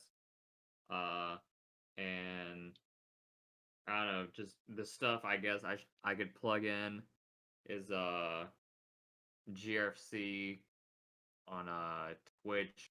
My show is Top Tier Tuesday. You'll definitely know which one is which of the two. Uh, I stream as a VTuber on Twitch whenever I have time. Uh, it's just my name, but the vampire you add on to there, and other stuff I could plug in. I don't know. I'm drawing a blank. Just GRFC on Twitch and Zack the Vampire. Yeah, that's it. That's all I got. Hopefully, I remember to put the links in the bitch. Though I probably got the link to the GRFC streams You probably already. have that. Yeah, that's already preamped. Yeah, you have I that. got The only thing I'm worried about chatting at my VTuber thing is apparently ABC Mouse has heard our podcast, and I feel like he's gonna just take. I feel like he doesn't know that I had this, but now that he probably fuck it, whatever. I don't stream consistent enough at this point, but he's probably gonna catch me streaming one of these days and just bombard me. At this point, I don't care. Whatever. I'm so over it at this point. wait. He actually listened to the podcast. Oh, what's up, dog? How you Yeah. doing, Omar? Oh yeah, you didn't know about that? That's beautiful. How you doing, Literally, dog? I think it's because I had posted the first 2 episodes on Carl's mod pack server, and like right after when I bought the Motion Snow White Creatures merch, he bombarded me with like messages and stuff, pretty much alluding to the fact that he'd listened to the podcast and stuff like that. So at that point, it's like, all right, fuck it, whatever. Well, that's cute. Right. Well, I mean, apparently, I don't know. I guess you messed with this show on Monday, according to them. The fuck. Well, nah. I was just doing my own thing. Well, if he thinks that's funny, I think he missed me. Only reason why because at least I was the only interesting motherfucker in there. Right. You know what? You know what? I can't wait for next Monday when God, hold on. Where's the list of names here? I can't wait when Mr. Krabs' first dime, Nick Infante's gun, and Cannon Miller's meds just like starts coming into the show on Monday. I'm But excited for that. wait, what the fuck just happened, dog? What are you? What are you? I What did you I'm fucking just do? I'm just saying if it happens, I think that's gonna be hilarious. This is gonna be we we're not I haste mean we're not haste friends. I mean, hey, I guess we're gonna see. I guess we're gonna see on Monday if he listens to the whole thing through.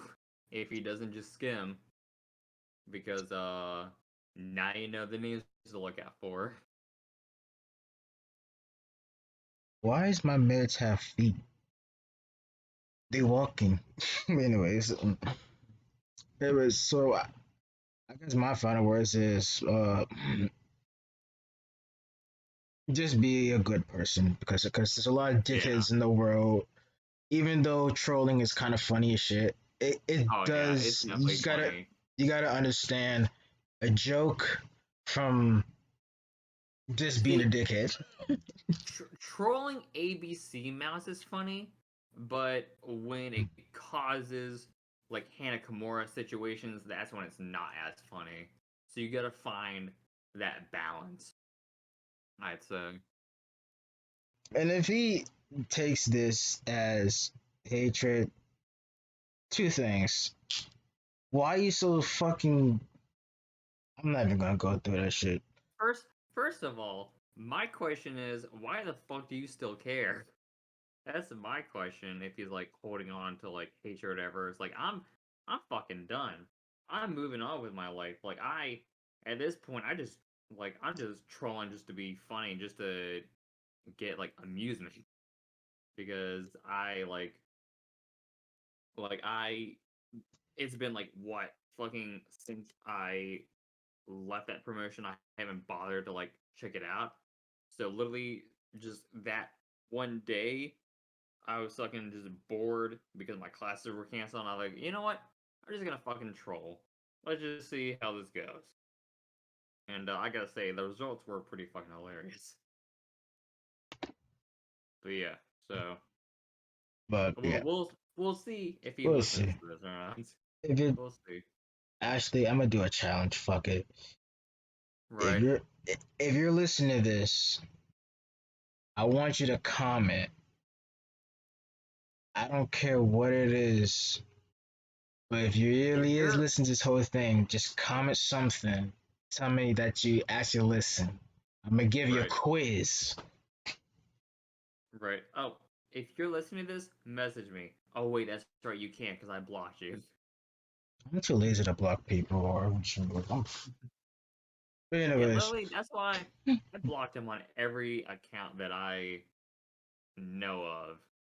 So literally, that's why when I'm trolling, like I just don't care because I'm like, what's he gonna do? Try to message me? He fucking can't. I blocked him. yeah. So I But yeah, think do your quiz. I guess we'll see if he's actually listening or not. if you just skimming, then that says a lot about you. But anyways, Right. I think that's pretty much all the shit we got. Well, well, I hope next time we do this, it'd be a little bit more. Hopefully, others be able to come Yeah. join our fuckery. But This yeah, is this was cool though because it was a lot more intimate and it was more of like a discussion than yeah, just like a hangout kind of thing that it normally is. that's how I really felt. Like this whole thing was just one big hangout, and it Yeah, this is actually like says a lot. yeah. Yeah. So I guess, I, I'm gonna just steal from that book. We out of time.